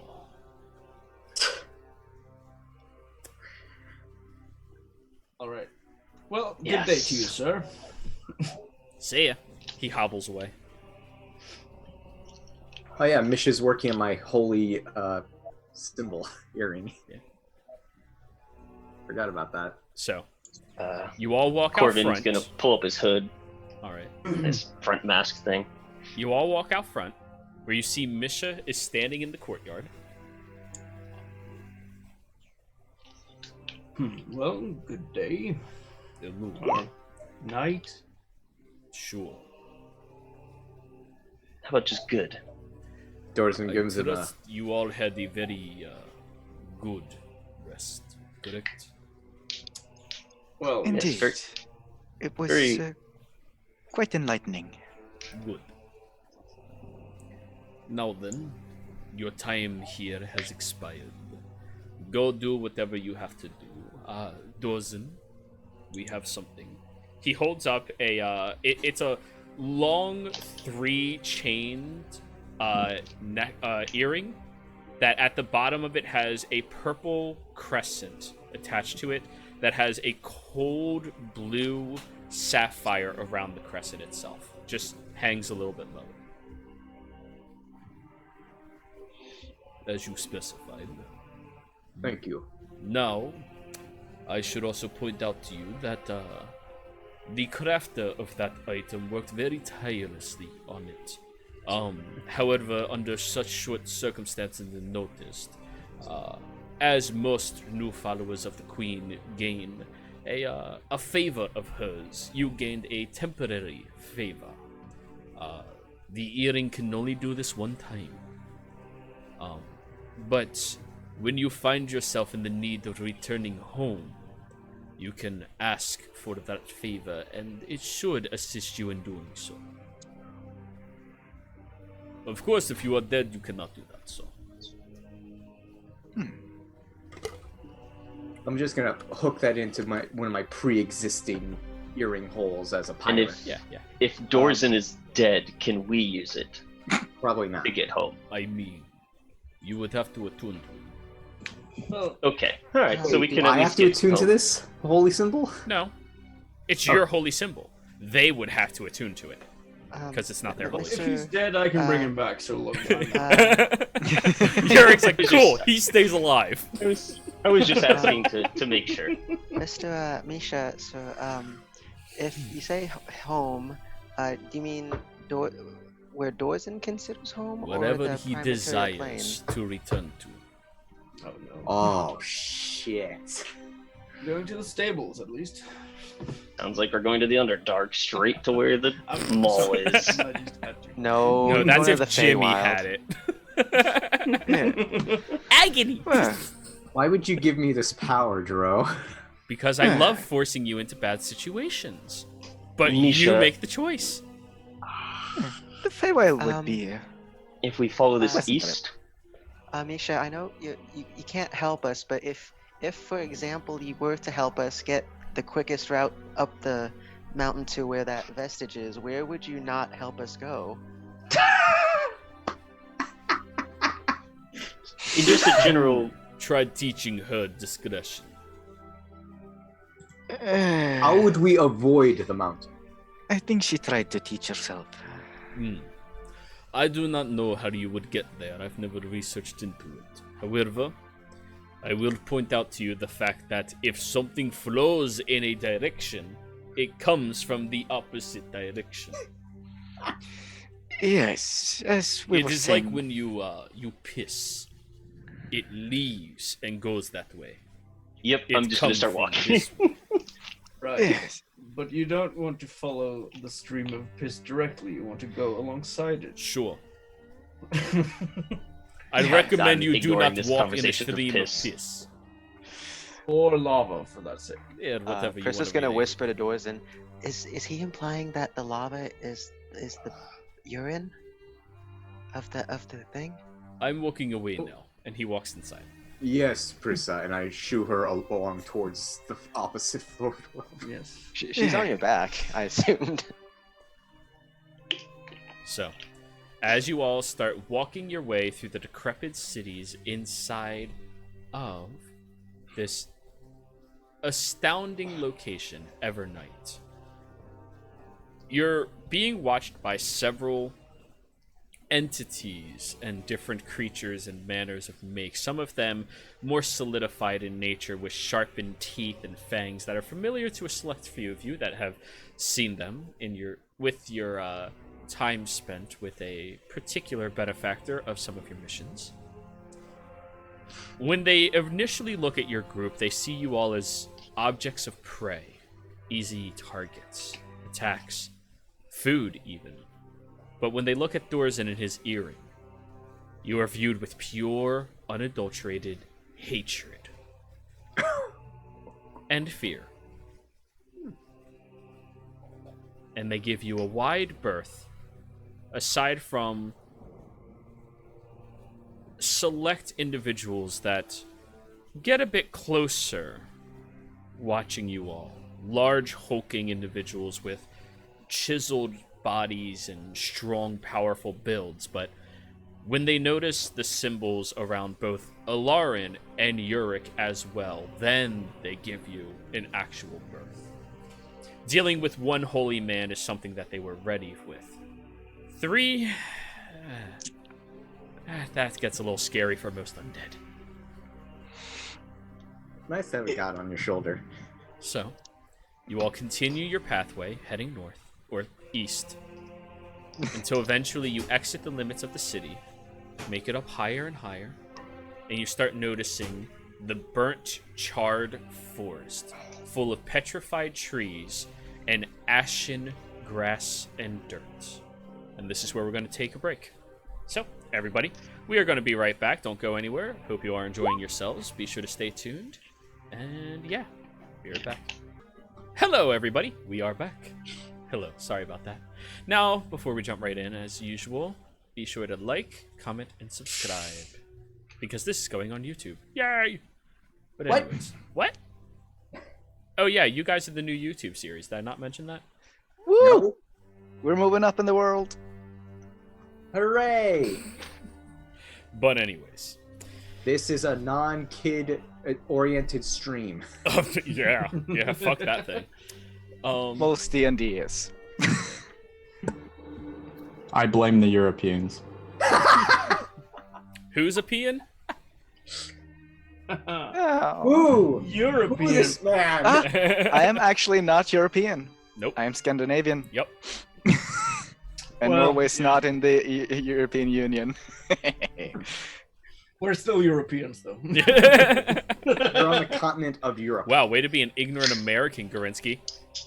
Wait, Wait, one second. I'm pretty sure Mexico and Canada wouldn't call them Once Upon a Time. Hey, we're show back, on- everybody.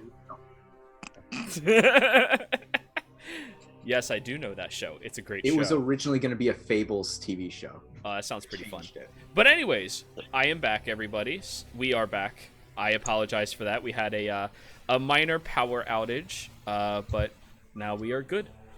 Just a little bit of a surge, and then everything went boom. So that is that. Which reminds me, I gotta turn this on now.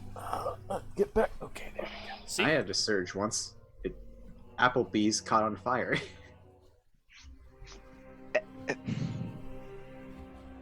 I don't go to Applebee's, but okay. Yeah. So, as you all are traveling next to the molten rocks and the petrified, burning woods that surround the outside of Evernight, you keep pushing further and further along. Feeling the heat from the lava river, how close are all of you planning to get to it? Not that close. Like, let's say a good 30 feet away from the lava. I mean, okay. So what's the 100 feet. like foliage like, Jiro? Petrified, is there any- ashy, But fairly Sure. wide or very quite? wide, very open area. All right, so we can easily be like 50 meters off of it and still see the light from the lava. So Normally, I would yes. assume. But when you try, you notice the light in the Shadowfell gets snuffed at a much shorter range. okay, so what range is Far it? enough at? away that we're Make not a survival check. Okay. I'll help. All Can I right. do as well? Yeah. So someone's helping me. I cast guidance upon you. Hey, roll your d4. I've seen him do it a bunch. 24. 24. So, when Dorzan walks over and places his hand on your shoulder, you feel the absence of sensation and anything else around you, and your mind begins to focus more clearly at the task at hand. So Not unnormal. it's very unnormal. It's No, that's not unnormal. I feel. it's an odd sensation. The absence of sensation. Oh. Yeah. But you managed to find a good solid area to walk on, closer towards the tree line. Well, the petrified trees, where it cresses up enough that when you look down and focus, you can actually still see the flow of the lava itself. You're a good 40 feet away while seeing this glow. Okay. So it's a good area. You still feel the heat, but it's not a burning sensation anymore. It's Right, just right. a present heat. Heat is on. Yes, sir. It is on. Right. So, as you are all walking up there, you hear the sounds of many different creatures surrounding this area. Periodically, you'll look over and you see long, drooping hands of 30-foot tall creatures that just barely crest around the area with blackened skin and almost a fluid nature to them as they just shamble and walk and continue along. You look over and up into the skies where you see these magnificently large bird-like creatures, but as they fly over, they take on a slightly draconic-like nature with rows of sharp, gnarly teeth. No arms, no feet, or anything aside from whipping tails and stingers attached to their long, draping wings that are web-like. As well as other mundane undead. May I make a check to identify these interesting things we see? Roll a religion.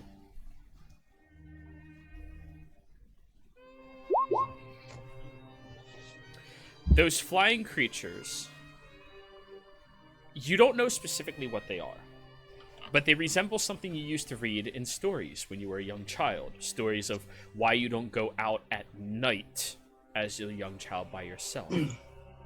Because there are these large, spooky creatures that are known for skewering their targets and hooking them, dragging them up to the sky, where the poison will petrify them for just a moment before they release and drop the body to die, where they can easily have it and eat. As for those other large creatures, you have no idea what that is, but you do watch as one of these creatures, the flying ones, gets closer to it. It reaches its hand out, snags it out of the sky, and consumes it whole. Oh my. Stay away from that thing. There's only about 3 of them in this area. Yes, let's stay away from those things. Do you all want to stealth? Yes, please. Do you want me to use a spell to help, or?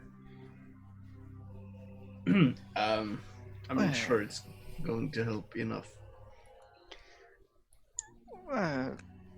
Considering I do not want to die before we get to this giant, might be a good idea. Well, I'm certainly not taking off my armor. Is it a quiet spell? Actually, I can, Jero, in that case, can I go ahead and, I remember when we were at the place before we, met Vorvik, when I did the major image to make like that camouflagey cube, essentially. I'd basically like to do that again. How long does major image stay up? 10 minutes. It'll help you for a short area, but it will not help your ultimate stealth. In that case, I'll make I'll make me and Dorzen invisible with a level 3 invisibility. Okay. So, Dorzen and Prissa have advantage.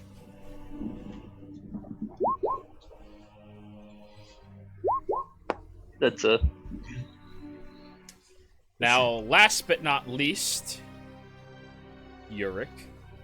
Oh, yeah. Let me see. Just don't not want it. You're probably fine. I have disadvantage, so let's see how it goes. Hey. Oh crap! I have disadvantage. Oh wait, she's invisible, so it's flat. So it's flat for you. Yes. And Prissa, you didn't roll yours off? No. Oh, that was your religion check. Hold on. Okay, I calculated wrong. Mine. Yep. I got a 22 for mine. Thank God you have advantage. Yep. Corvin, you have taught me well. You have taught me well. Indeed, Jimmy, you're doing well. Falling in my shadow perfectly. Okay, so wait. 22 plus 12 plus... Not 20. Plus 24. Dorzen, you rolled a survival, not a stealth. Ooh. Close enough. Whoops. Sorry. It's still the same. Holy shit! Alrighty, the party's average stealth comes out to 20. Nice. Not bad. As you are walking very quietly, very noiselessly through this area, every now and again, Corvin and Alarin grab the arms of other party members and drag them into other locations where you notice they're about to step on a loud branch or into a puddle of mysterious goo that exists and emanates in this location, stopping them from really, really hurting people. I believe that's the one with the 28, right? Yeah. I had a 28. You are the one who saved this fucking party with that one. That was good. Yeah. Jimmy had a nat 20. Natural doesn't mean anything unless it's the Oh, okay. score for ability checks. Unfortunately, I mean it's still a 20 fucking 4. Jimmy's learned well. Yeah, so Jimmy, you are helping people incredibly well. Prissa, do you stop long enough to identify the goo? No, unfortunately, I'm on Dorzen's back. Okay then. Hey, you say that unfortunately now, but I can redirect Ace attacks against you. Ah, Yeah, but it's goo, mysterious goo. Who doesn't love goo? Touch it. But anyways, you all continue moving along, staying out of the larger areas of notice for these large looming creatures. Periodically, you hear the sounds of emanating howling echoing through different areas and chambers in this location. It's a bit nerve-wracking from the natural bass to the voice of these howls and the numbers. In fact, for those of you with more of a keen sense of survival, you start counting them. 1, 2, 3, 4, 5, 6, 8, 12. 12? Usually when they answer like that, that means it's a pact. That's a large pack. So you stay a little further away from those howls as well, just to make sure you're okay. Yes, a pact of wolves. Okay, that'll be a new warlock. Just you wait. I'm Pact of the Wolf. It's freaking. We have an official shifter class now. Yeah, it's Race. But as you keep moving, after about an hour of walking in this tedious landscape, fatigue not setting in on any of you yet, and shockingly, it's been a very easy trek for all of you. Even your heavy armor, Yurik, doesn't seem to weigh you down that much as you are moving. I mean, it weighs, but it's not slowing your pace. It's not making you hesitant in step. You are moving very freely. And as you get closer and closer, you begin seeing crags erecting from the ground, where the petrified trees end, and now the beginnings of a mountain crest in this area. You look to your left, and the pool of lava thickens and starts streaking up into a canopy of separate dome-like carvings of mountain. Corvin, Alright. give me a survival check. Looks like You're we're getting- familiar with underground areas, so you have this opportunity. In fact, quick isn't the Underdark your favorite terrain? It's your favorite terrain that we are applying this towards. Okay. You're not in so it yet, advantage- you're going towards it. Yes. So no advantage then? No, you do have your advantage. Okay. Yeah. This is your favorite terrain. Yeah.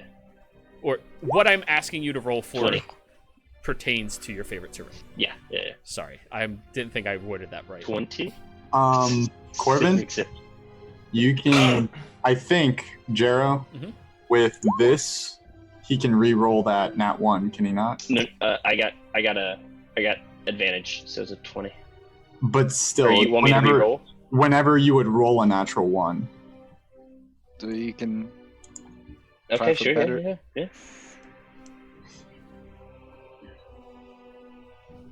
Okay, so This will be your one 1d use of that ability until your next turn.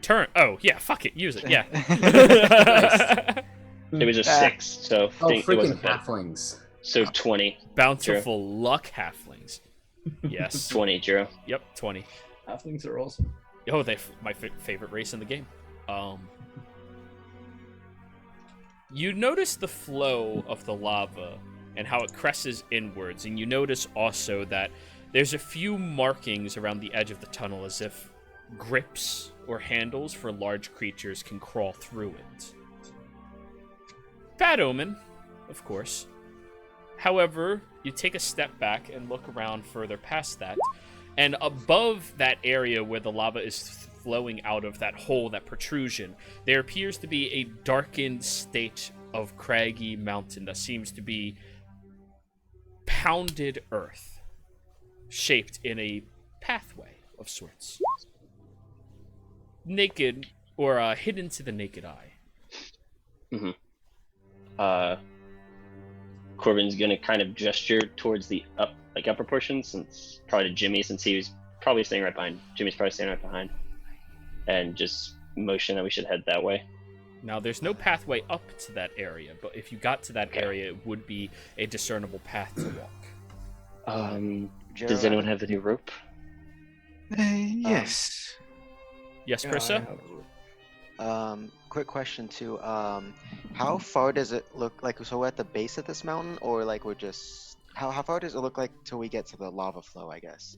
You guys are 40 feet from the flow itself, but the protrusion from the mountain you can see on the cusp of your vision about 80 feet or so up inside of it. And as far as how tall or how big this mountain is, you don't have that range of vision in the Shadowfell. Gotcha. Okay. Only people who but can this is- see like that have bullshit vision. Which I don't think any of you have bullshit vision, correct? Nope. You mean superior dark vision? Nope. I mean Eldritch Sight. True bullshit. He means Devil's Sight. Devil Sight. Yeah. Yeah. Or Twilight Cleric Sight. Well, Yeah, that yeah, being yeah. said, Well, I can get up there quite easily, and throw down a rope, maybe. That would work. Fair enough. I have a grappling hook and a rope if you want to use it. How high up is it about, Jiro, to that path? 80 feet from where you all are. So we'll need 2 things of rope. Yes, I got one rope here. If anyone else wants to give up Um, theirs. I give Chris- you my whatever amount of rope I have. Krista, you've been trying to say something. What did you say? I was gonna say I would use my creation spell to make basically a small bandage, but then use my malleable illusion to change that into rope. Creation have is not rope. an illusion. It is actually. What? What? Yeah, I know, right? Creation's conjuration. No, Yeah. it's illusion. Hold on. But Creation. So Yes. we have enough rope. So Yeah, we have enough rope between us. So It's a 5th level illusion. Holy shit! Yeah. Why is it illusion? That makes no sense. You conjure. Well, I mean, it's temporary, but you conjure like that. Whatever. Yeah, Okay. and but Watsy, And it's ma- coming from and it comes from the Shadowfell. Yeah. Yeah. Whatever. but maybe save the 5th level spell slots. Maybe. We have more than enough rope. You don't need to burn a 5th level. Okay. Each of us have like 60 feet of rope. But if you want to use it for Jimmy. something else, feel free. Jimmy, do you think you could fashion these together? Oh, not a problem. And I just start. Actually, I'd probably tying them. Let's solder them together. That's what. Not. Nope. He's gonna Put some Hey, ass down. roll a It'll- tinkerer's check, Jimmy. It'll be stronger. I promise. Oh, dude, you don't want me to roll those. Yes, I do. Yes, I do. All right. Yeah. While In that he's case, if working I'm on not- that thing, I'm just gonna use Eyes of the Grave to sense any undead that might be near us. Oh, what's the range? 60 feet. Yeah. There's a lot Yeah. everywhere. Under the lava, under your feet, into the mountain, on top of you, I above you, figured behind this you. would be Yeah. a All right. freaking Yeah. mess. Jimmy, But I think anyways, that's a good idea. Krista, what Oh, did you just say? Sorry, if I'm not using the creation spell, since I'm not really doing much, because the saddle will prevent me from falling off doors in any way. Despite No, the it rope will thing? not. Probably. It will not. You're not attuned to it. You don't get that benefit. I Yeah. thought I was okay. Yeah, you Uh, have to be attuned to it to gain You're- that You benefit. took that. You took that one thing to get your 3rd slot. I had to attune to this. Yeah. But Yeah, to be fair, the saddle of the Cavalier doesn't do much I if it's changed the it. mount. Ah, okay. Yeah, I Because changed I've it already BS because on doors in. yourself. Yeah, fair Yeah. enough. Fair enough. It was gonna get really stupid really fast. I mean, I already have horseshoes that would let me walk across this lava. Yeah. Yeah. Well, either way, after our genius had soldered the two ropes Oh, together. he didn't just solder it. He pulled out 2 clasps of little metal pieces and brings it over, soldering the rope together, using that to reinforce it, twisting it together so it gains more like relaxed tension on the actual location of strain, pulls against it really hard. It is 100%. These 2 ropes are one. You asked an artificer to do a mundane knot job. Yeah. Remove the rope. I guess we from have my one rope now. Yeah. Somebody has 100 feet of rope. Yes. Give me a few Reinforced seconds and 100 I'll. feet of rope. Yes. Give me a few seconds and I'll throw the rope down to you. Yes. Yeah. And Alarn will just switch out his claws and climb straight up. Alrighty.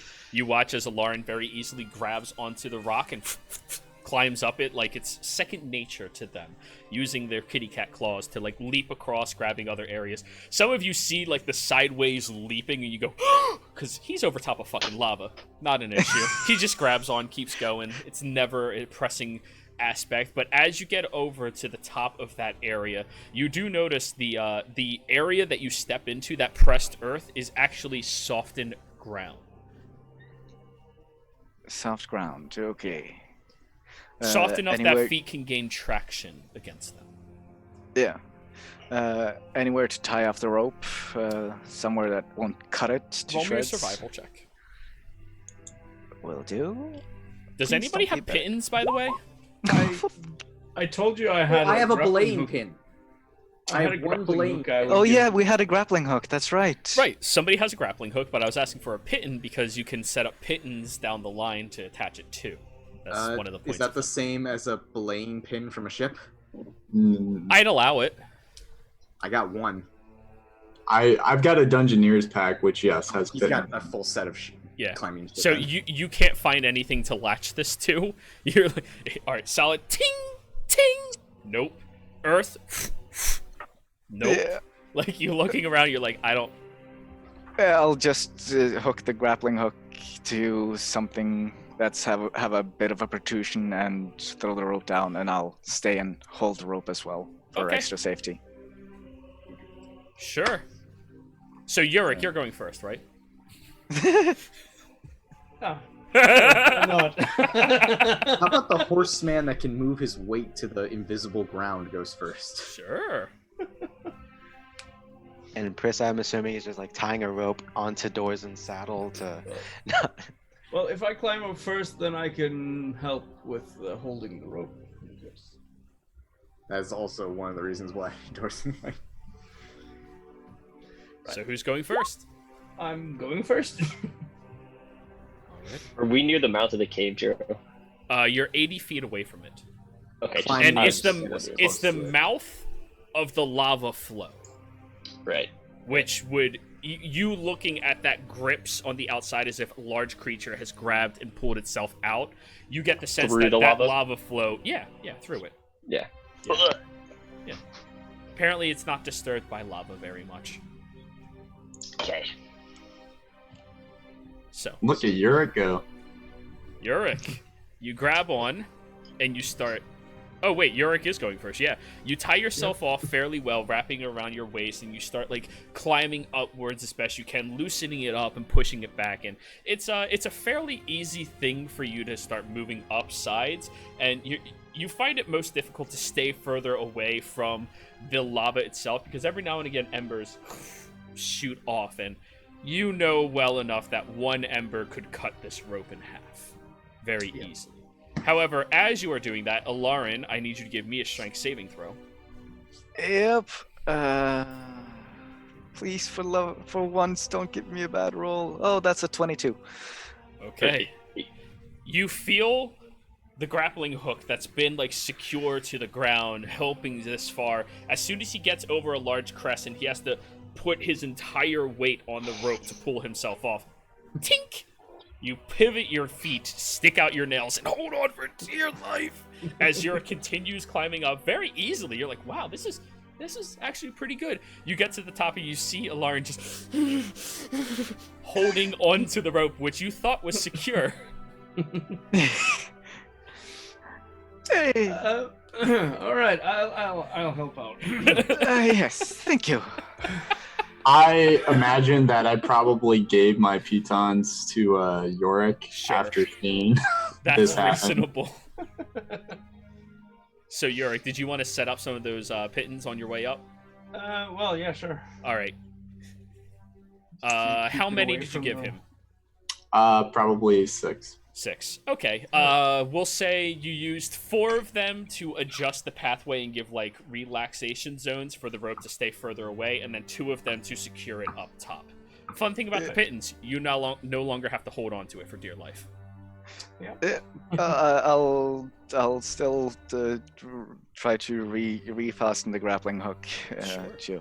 And more you do still have those 2 other pittons that it's kind of like looped around and through as additional reinforcement and security up top. Yeah. Pittons save your fucking life on this shit. Dungeoneers packs are so amazing. But anyways, who's next? Maybe everyone besides the horseman. Sure. I jump on the rope and start climbing up. You're not gonna use your robot to Too zip hard. up. Yeah. I was just I mean, wondering that. I could, but Yeah. I Some think sort of actually thing. Jimmy would enjoy this little All right. exercise. Roll an athletics check, please. Let's do it. Well, the pittons did lower the DC, and luckily you do have your robot, which is semi-sentient, not exactly, but every time you're about to like lose your grip, just tink tink. Oh, thanks, and you're good. You get up there, almost no problem. Corvin. That was harder than I thought. Oh, you want me to go next? I mean, Horseman's going last. Oh, he is. Okay. I was thinking Prissa would go last because she can literally just hold on and you all just pull her up with the rope. But then you'd have to hold on. Oh, no, I tie the rope to my wrist or whatever. 3. You got this.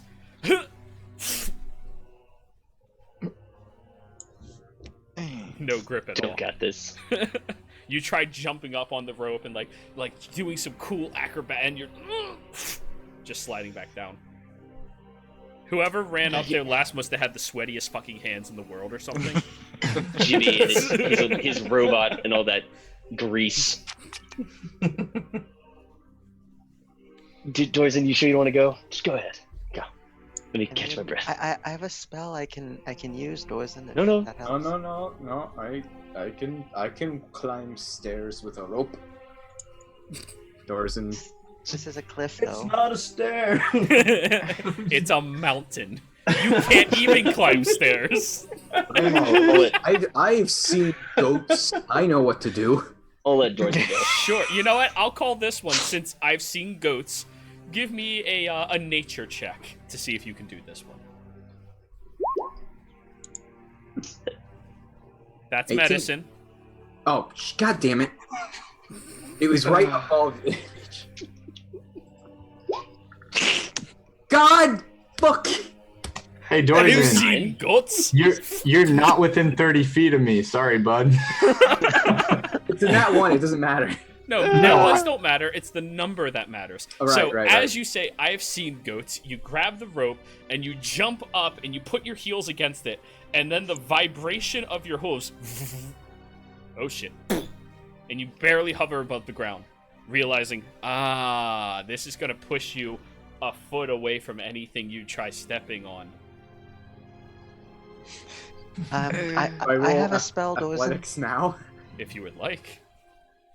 I'm just gonna back away from where Dorzen could fall. Reasonable. Just Oh my god! So you Get him get out now! Get him out now! Not in the fight! you get about 10 feet up the rope using your arms, but the moment you start using your hooves for traction, it starts pushing you away from the wall, and you start losing your grip against it. It's climbing things is your bane, Dorson. Dorzen, Yeah, I have I a was hoping solution. it would help. I have a solution. And was I on Dorzen's back this entire time? Or? Yes, you are on Dorzen's back. Okay, so at this point, Prissa is going to go ahead and cast a spell to get him and her and Dorzen up this cliff. All right, what's the spell? Polymorph. Levitate. Okay. You hold onto the rope as you are doing this. How much weight can levitate bring upwards? Ooh. 500. We've discerned you're lighter than 500, right? I looked up horses. You're not a whole horse, though. You're I'm over like 1,000. He's a horse the waist down, which many Yeah. of Chris's friends have confused why she said that and give her weird smirks. Oh man. Do we want to set his default weight to under 500? Set yourself to 400. Just All right. So with all, including my gear. no gear on top of it. You're 400. Oh, then I'm like 530 then. Yeah, so you would know that would not work on him, Krissa. Well, it worked last time. Yeah, but that's also We didn't- because we didn't know Yeah. horse weight. Okay, so horse weight. All right. He's heavy. An adult horse, 800 to 2,000 pounds. Which is why I went with like 1,600. But to be fair, his body is more like the size like a large pony compared to a horse because you're still a medium creature. In that case, I could polymorph you into a giant eagle. Then that wastes the time of us setting this whole rope up. And you guys it will. just see Corvin land on his ass. Yep. Just, Dorzen is determined to finally prove his mastery over stairs. I'm gonna give it a try myself. I point to the pitten. Corvin, grab that. As you are determined to prove your mastery of the stairs, you twist the rope around your arm and start dragging yourself up, hand over hand, and you just keep focusing, keep my legs fucking straight. You don't move them, hooves out, no. And you just keep dragging with your arms up and up and up until you get to the very top where you land there, just face first in the ground, staring at it, conquering, climbing something. Hey, that was quite impressive. You only used your arms. It's a good thing. So did Prissa go up with him? Yep. Okay.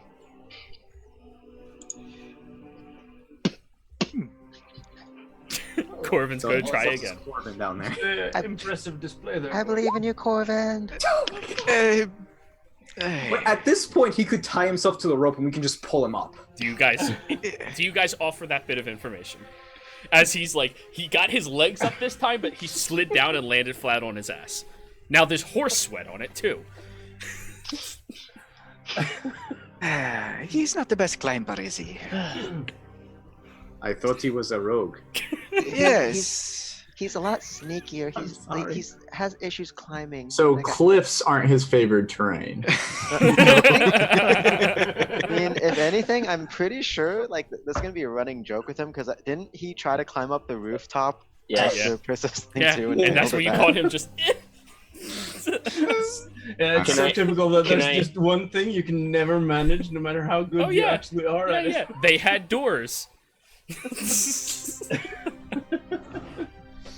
But do you guys offer that bit of information that he could just tie himself off and you guys drag him up here? Yes. Yeah. Yes. Corvin, if it helps, you can just tie the bag to the rope, and you'll be lighter. And Jimmy's concern seems to be a little more that you have all his stuff. Yeah. Or you can tie the rope around yourself and we'll pull you up, yes? Yeah. Tied Oh yeah, the rope around that would himself. work too. All right, 6 people dragging his body up a cliff. It's not an issue. You're getting like Slowly. you're kind of Backwards, I like can do it arms probably crossed, a myself. little upset, and every now and again you bounce. You don't even care that the back of your head hits it. You're like, fucking... You have to get the pittance on your way up. Actually, he has to release the pittance on the way up to do it. Yeah, they're like looped through. He has to release it to keep getting drug. So you end up getting drug backwards, landing on your ass with the 3 pittance and just throw them behind you. Thank you. Good thing you brought him with you. Prissa goes over and pats him on the shoulder. Good job, Corvin. I did nothing there. Yes, you not true. you made a good attempt. Yeah, you did your best. That's the one that matters. You made it. Let's just get on with this, all right? Yeah. Yeah. Look at it next time. So, now that all of you are up here, you feel a slight vibration to the rock underneath you. And those of you closer to the edge, i.e. Corvin, you watch as the flow of lava intensifies before you see the charred remains of a carcass flow out. The skin and flesh currently dissolving off through the lava itself and sinking further in. Followed by the remaining echo of a... Oh, good. He just had dinner. He'll have How- question. How close was that burp? It echoed for a while. Maybe Okay. he'll go to sleep now. If you want, I have the spell called Arcane Eye. I can use that to scout ahead. That might be good. We can. What if we wait till he goes to You sleep? also have Professor Yorick. Might notice a bird. Arcane Eye is invisible, right? Yes, it is. Yes. Yeah, Prissa, if you want to try that. So you cast your Arcane Eye. How many hit points does it have? It doesn't ever say. It's just an invisible eyeball. All right, so... It doesn't. All right, cool. It has to be dispelled to be removed. Alrighty. You sit there, and you focus in the way that you learned the spell, where you have to grab onto your own eye, but as you twist outwards, you all watch as a little bit of essence emanates into it, and she turns it around, and it floats and blinks as Prissa's eye does. So what you're telling me is she made a Gara sand eye. Yeah. But it's much more feminine and has really good eyeliner. Compared Gara to had the nice I'm eyeliner. emo now. No, he had emo, okay? Like, he was hardcore into that shit. This is, like, That very emo it's sand nice. Yeah, those emo sand people. Sand Village was my favorite. They were so fun. Yeah, But anyways. and she just sends that eye forward and like looks around. I think it's technically got like 360 vision or something, and It does. Within range and hovers in the air for the duration. The eye can look in every direction. Well, it says it can. It doesn't say it does. So Okay. I would Right. imagine it's still like a focus. Yeah, Yeah, it's your attention moving from side to side. So you Alright, drop well- the eye off the cliff, and it floats down to the tunnel where it starts moving through. And as it looks around, it has your vision probably. Normal vision and dark vision out to 30 feet. Okay, so it's not as good as your vision. It's actually worse.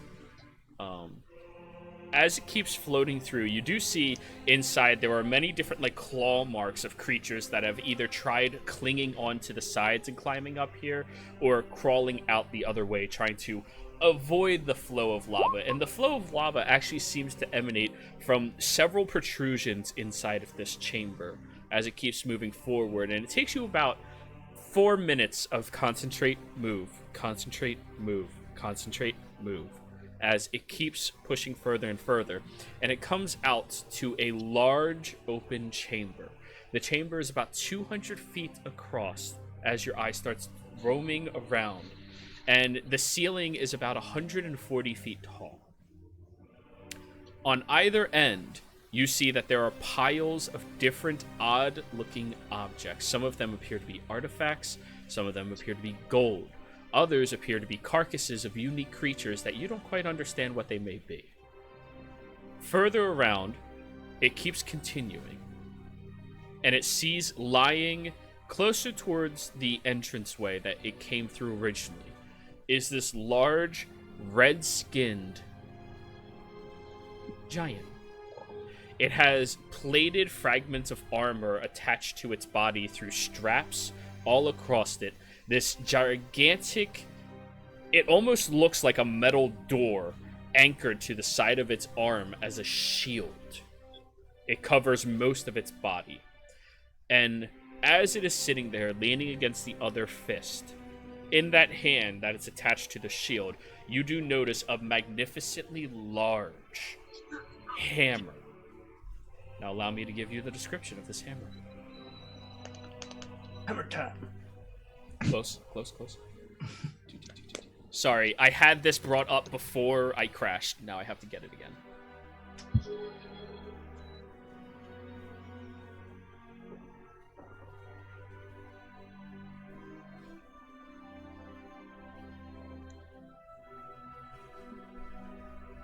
This hammer is made of a deep red iron.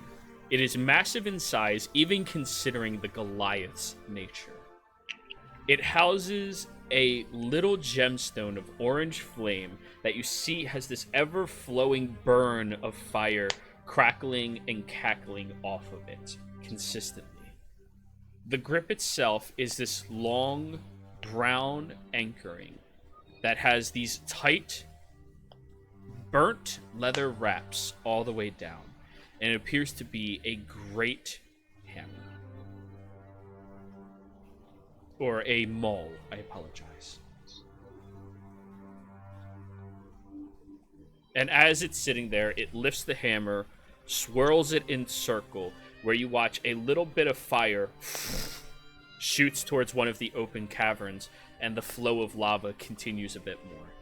And it's kind of just leaning against its fist, looking down at a deck of cards, lifting, playing it on top of another, lifting, playing on top of a different, playing some type of game by itself. We get a Can I make some sort of check to determine how this game is played, or if I know what game it is? Sure. Give me a history. We'll call this one.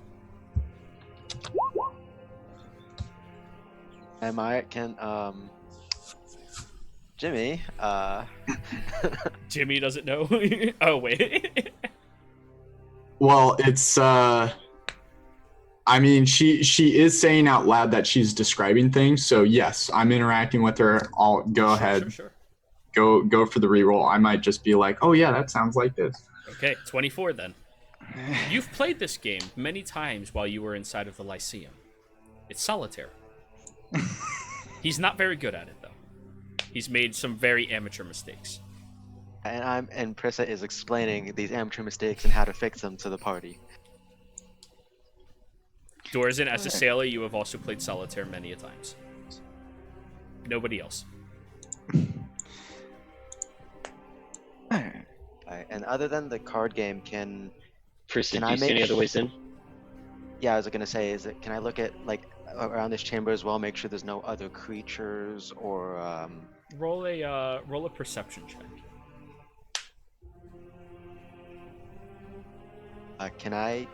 If I take my time with this, can I get advantage on it or no? No. If you take your time, you just take your time. 16. Floating through the chamber, you do see over towards one of the piles of goodies over there.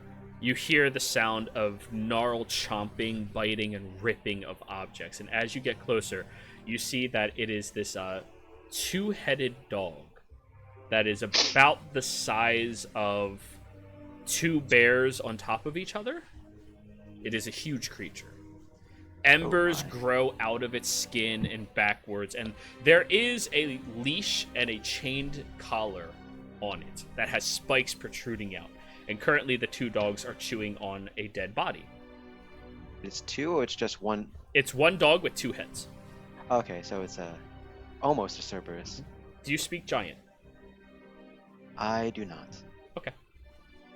Its necklace has its name on it, but you don't know how to translate it.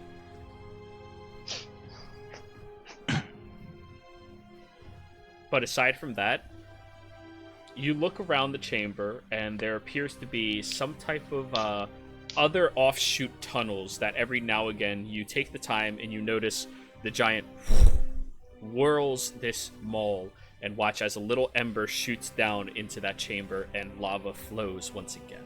It's every couple of minutes or so he does this. However, give me a survival check, Prissa. As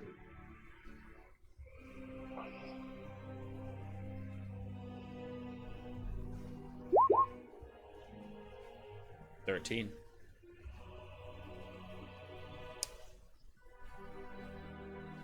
I mean, there's some chambers that he clearly favors more to throw lava down, and some that he neglects a bit more on the far side, not the ones that lead out to the front where you are at. But you can't discern anything more than that. One or two that are a little safer, maybe. I'm gonna bring the eye down, one of the ones that are a little safer, and try to basically go through that one with the eye to work its way back to the party that way. So we have Okay. a route. All right. It starts tracking through. This spell only lasts about an hour. I'm gonna say that entire stilt took you like 20 minutes of processing information and really observing the interactions that it's having. And as And judging solitaire. yeah, of course, that's a good like 5 minutes by itself. As it goes down one of the there's two caverns, left and right. Which one are you gonna try? I'm gonna go left. Okay. You go down the left path. It starts traveling through. You do notice one time, and a little bit of the fire emanates out and shoots outwards, but the eye is not bothered by this. It keeps moving out and out and up, and it travels a far way, farther than you are to the eye, even further than where this location was. And it's a fairly small tunnel, but it appears to go straight up about 90 feet or so before coming out to a lifted filter that, as it gets out and it looks around, it flies up higher. Roll me a perception check, please.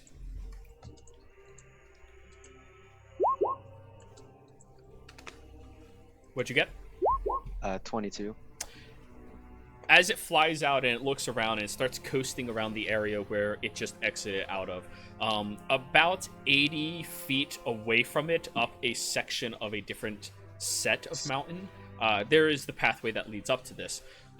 There's your party. Back behind you, maybe 80 feet, and then up another 100 feet or so. The pathway does lead there, but it's a large opening, almost like a exhaust vent for it, that as you turn around and you watch, it's another just bolts of fire shoots through. And so that would have been like the long way around, though? It's the long way, but it's also one of the tunnels that he seems to not favor nearly as much. This one tunnel we're looking through, though, does he ever favor this one at all? Or The is this one just like that a pathway? Oh, the one that you entered into Yes. originally? Yeah. Yes, he does that one all the time. That's why it's the flow of lava.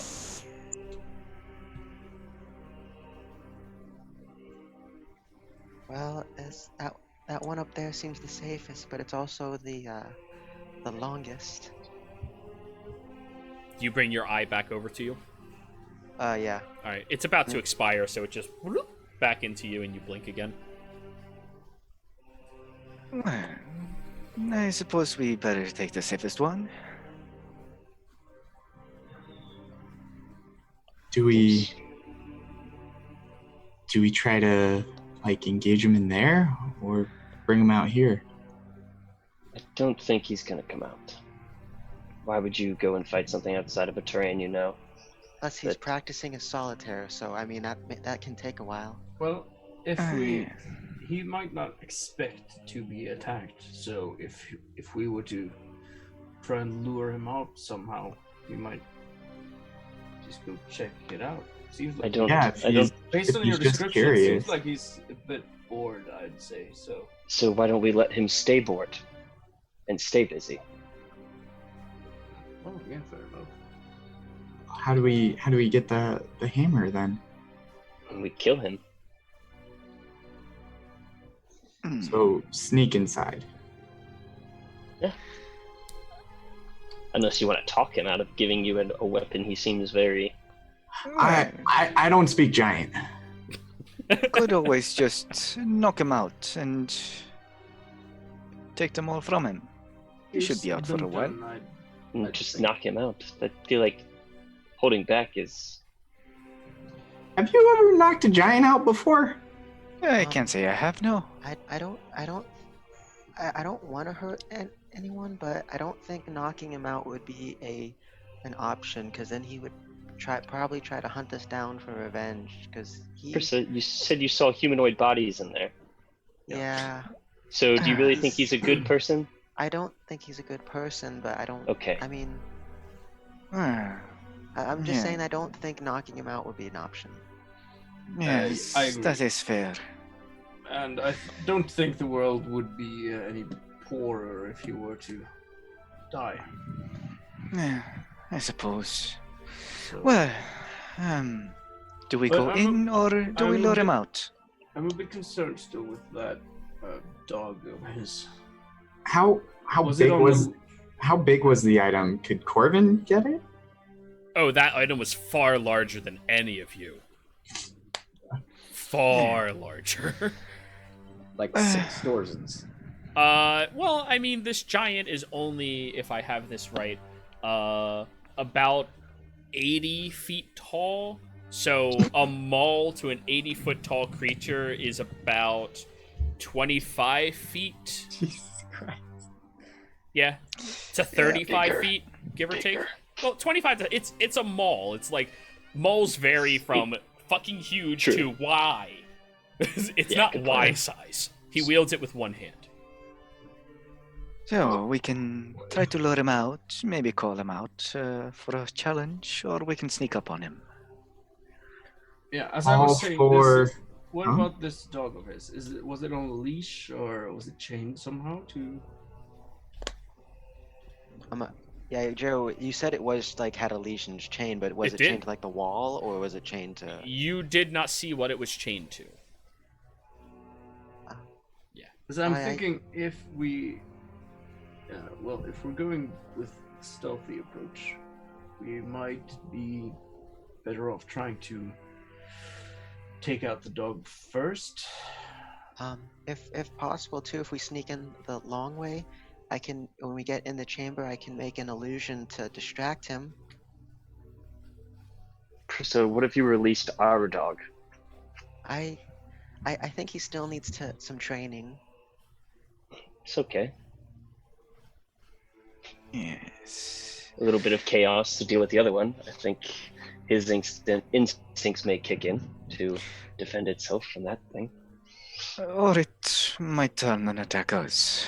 I mean, I do know the command word now, so that shouldn't be as big of an issue as last time. Who here is proficient in religion? Please roll religion.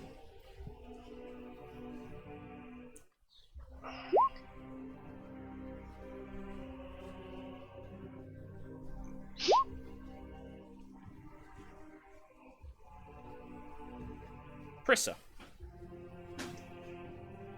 The creature reminds you of two different creatures that you've heard about, that fiends or other fiery-like creatures seem to really enjoy having by their sides. One is referred to as a hellhound, and another one is referred to as a Cerberus chimera.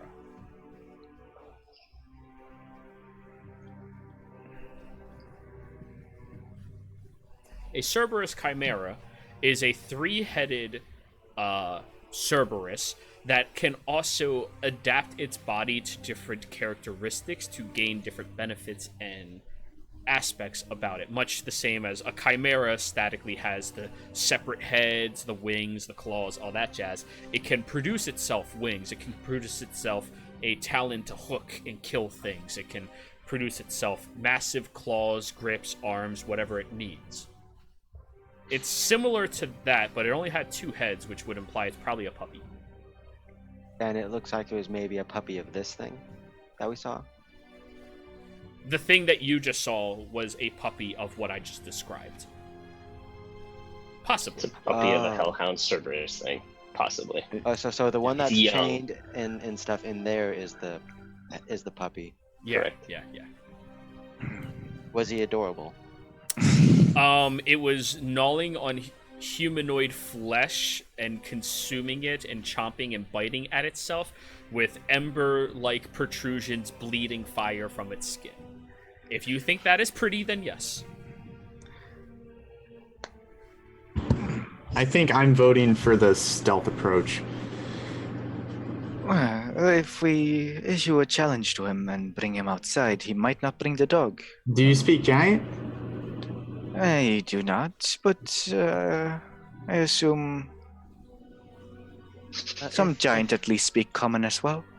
Well, Does that anyone means know we'd any? all have to go back down. Does anyone know any insult in giant? Because if I make the illusion, I can make it say that insult to distract it. No.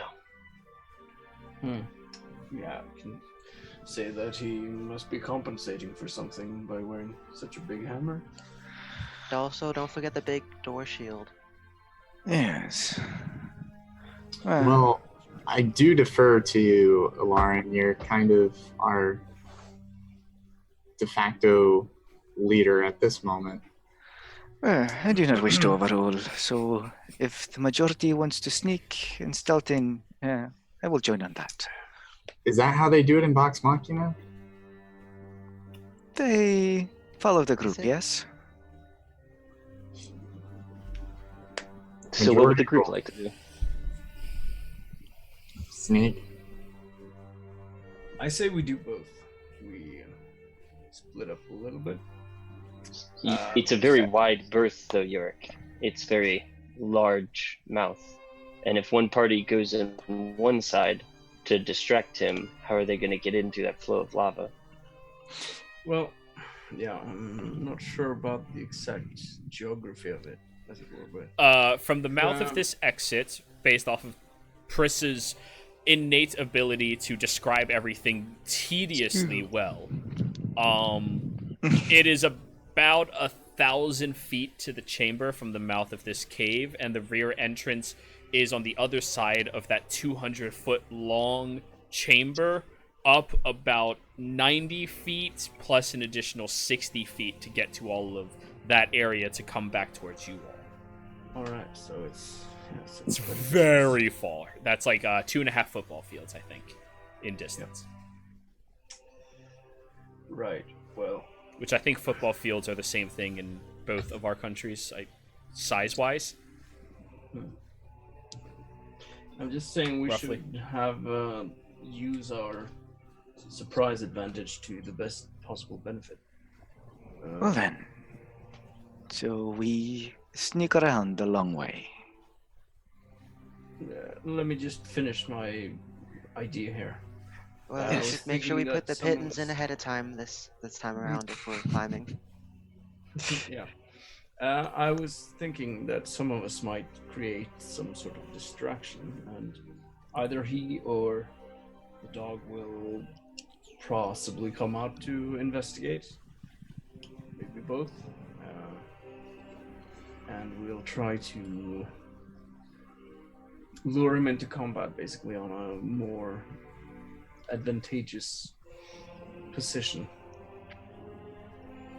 And those who are able can try and sneak in and get behind and see if we can.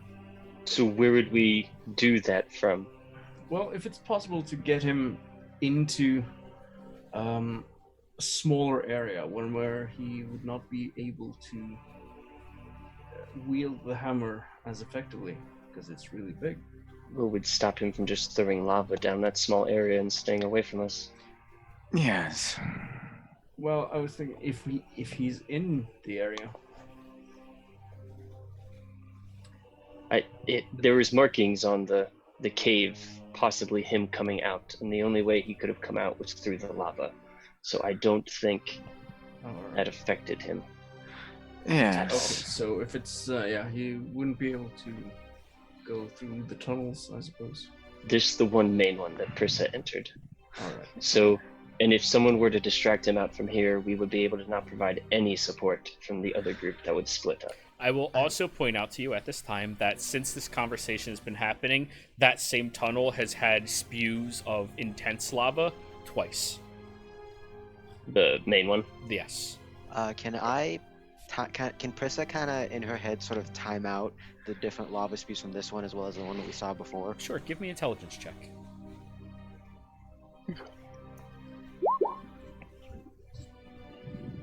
What'd you get? 11. Every couple of minutes, every 5 minutes, it's hard to gauge. It does not seem to have a timed regiment itself. It's a chaotic creature.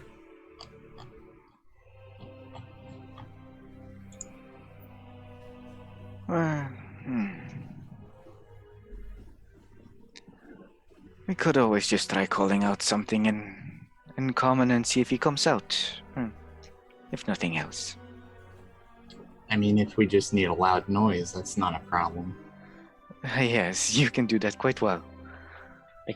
Guess you could make the noise of like a wounded creature It that might could be draw kind of the attention of other things. it might be kind of dangerous for Dr. York, but he can take it. What if I send Dr. York to fly in and steal one of those cards that he's playing with, and that would be a distraction. That would also be a good way to bring him out without bringing his dog. Well, he might send the dog after Dr. York, but at least that's one less thing to worry about. And Yes, I think that's a good plan. that is a very good plan. I like that idea. Sure. So, Yes. explain to me what all of you are choosing to do. I'm going to get my shot ready for when the dog comes out under the Or the giant. whichever creature comes out. Yeah. I'm going to cast protection from energy, fire, on myself. Okay. quick question: how close is that cliff to this thing where like? Oh, you guys are right above the cliff by like 40 feet or so. Or the protrusion inside the tunnel, you're about 40 feet above it. Well, How I do mean, you- I mean the cliff as in like the one we just climbed up. Where you all are currently standing, Yes. you're 40 feet above the tunnel entrance. So we're like 80 feet from where we climbed up. Correct. Yes, because we walked that way up above it. That's where the path led. So we're like he's we're above the tunnel where the lava flows so out. whatever comes out is going to come out 80 feet below us. 40 Correct. feet below you, down 80 feet to the ground. Right. Unless it climbs up, who knows? Oh, no, I was asking because I was thinking that if we really are good at luring it, we like lure it, literally making it walk off the cliff accidentally, and that'd be No, funny. He probably knows the terrain too good for that. But perhaps being in a slightly more open, not so much chance of falling down area So would be how good. do the melee people expect to? Well, we should probably go back down to the fields, well, the burnt fields, and engage him there. I might stay up here. It's a good position.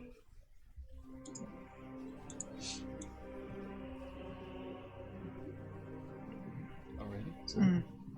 I mean, everything going exactly as we hope. Maybe we can get him to bleed on the ground and have them deal with it.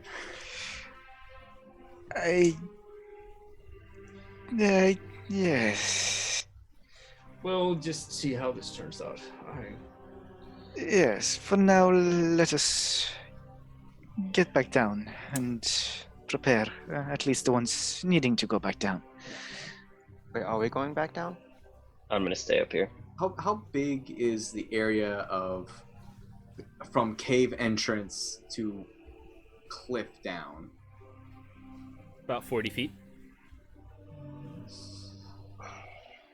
So judging by the size that Prissa told us, would that guy be able to stand there at all? Yeah. Well, the lava also might You drop just down, completely lagged out too. there, Nick. Like, we don't know how deep the lava is. Oh, I was saying that we might not know how deep the lava is. So like him coming through might be him like wading in the lava. So. But based off of the sheer size of this creature, it could fit on the ground and swing up and hit anybody up here. Gotcha. Yeah. So, who's going down to the bottom? I guess I will go down. Okay. And, I'll go down as well. Alrighty. Yeah, I'm going down. Alright. You guys give a little bit of respite for the three of them to head down. Prissa, as you're waiting up there, you send Professor Uric down into the tunnel to go swooping through. A quick thing: while we were planning out, as well as during the whole thing, can that have been considered a short rest or no? If you guys want to spend another hour, sure. Never mind then. You want that arcane recovery, don't you? I was gonna try to go for it, but no. If it's another hour now. It's think we protection have the from time. energy, and also you guys are getting a little crunched on time. Yeah. Oh yeah. Yeah, we're getting So- crunched. You send Professor Uric down the tunnel. Yeah, I want him to be stealthy until he gets the card. Okay. Roll stealth check for Professor Yorick. Owls, I think, are good at that. They're decent. You can also give him guidance before he heads Ooh, off. guidance. It took like 4 minutes though for the eye to reach him. I don't think it'd still be. Oh, yeah. Yeah, Ah. it won't be on Yeah, it. that But wouldn't what was work. your score for Professor Yorick? Pretty high. All right, 18. Not bad. So, Professor Yorick goes down inside, and you are telepathically communicating with it. I believe that's up to a mile, right? It's not a mile; it's 100 feet. But Oh, it's well he past kn- that. yeah, no, but no, I tell him beforehand what he needs to do. Alrighty. He goes into the tunnel. You all wait 5, 6 minutes. There's a massive flow of lava again. Another 5 minutes go by. Another 5 minutes go by. Can Prissa know what have a sense when her owl is? You have to poof it out, poof it in to do that. Okay. After another 5 minutes, Prissa will try to poof Professor Yorick back in. No poof. Damn it. Now You it's notice the Prissa. flow of lava happened around the time when it would have stolen the card. There was one issue with the plan. When it tries running, he doesn't have to go after it. He's been throwing lava down these Shit. tunnels this whole time. I mean, does it take up the whole tunnel, or is it? It's yeah. enough to kill an owl. There's an AoE burn to lava. It's not just if you're in the lava, it's if you're within a close enough proximity to it, you will get hurt. It's not a whole lot, but it's an owl. Well, we also know that the card was probably destroyed. Yeah. On that note, you all hear a... I need a new deck. Emanate from the tunnels. In common? Good point. None of us know. You all hear the...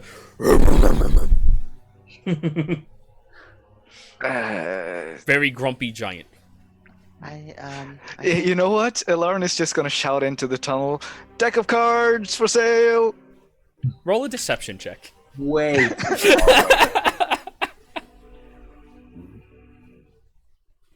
Where the hell is the deception? There it is. That's a 7. I've been rolling shit all day. Oh. You hear the shaking of the tunnel, and those of you up top, you feel the vibrations of it as it Out starts of the mouth moving. of the tunnel. Oh yeah, I'm- you guys I'm- are far. You can't be in the mouth, or else you're getting burned. You're out of the Gotcha. range. So I'm not doing that to you. You're not getting thrown with a lava ball. And as it keeps getting closer and closer, the vibrations, almost to the point where Jimmy and Prissa, both of you are like bouncing from the innate sheer force of this creature. Everyone else, luckily, is heavy enough that they're not doing that. However, as it gets out to the mouth, it grabs its hand around the edge, looks down at you, Alarin, and goes, "Oh, a meal." And this is where we'll pick up next session.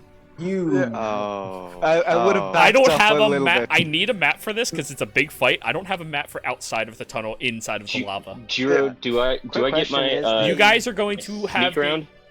We'll cover that. Everybody, thank you for Okay. playing. Everybody, thank you for watching. Hope you all enjoyed yourselves. Goodbye.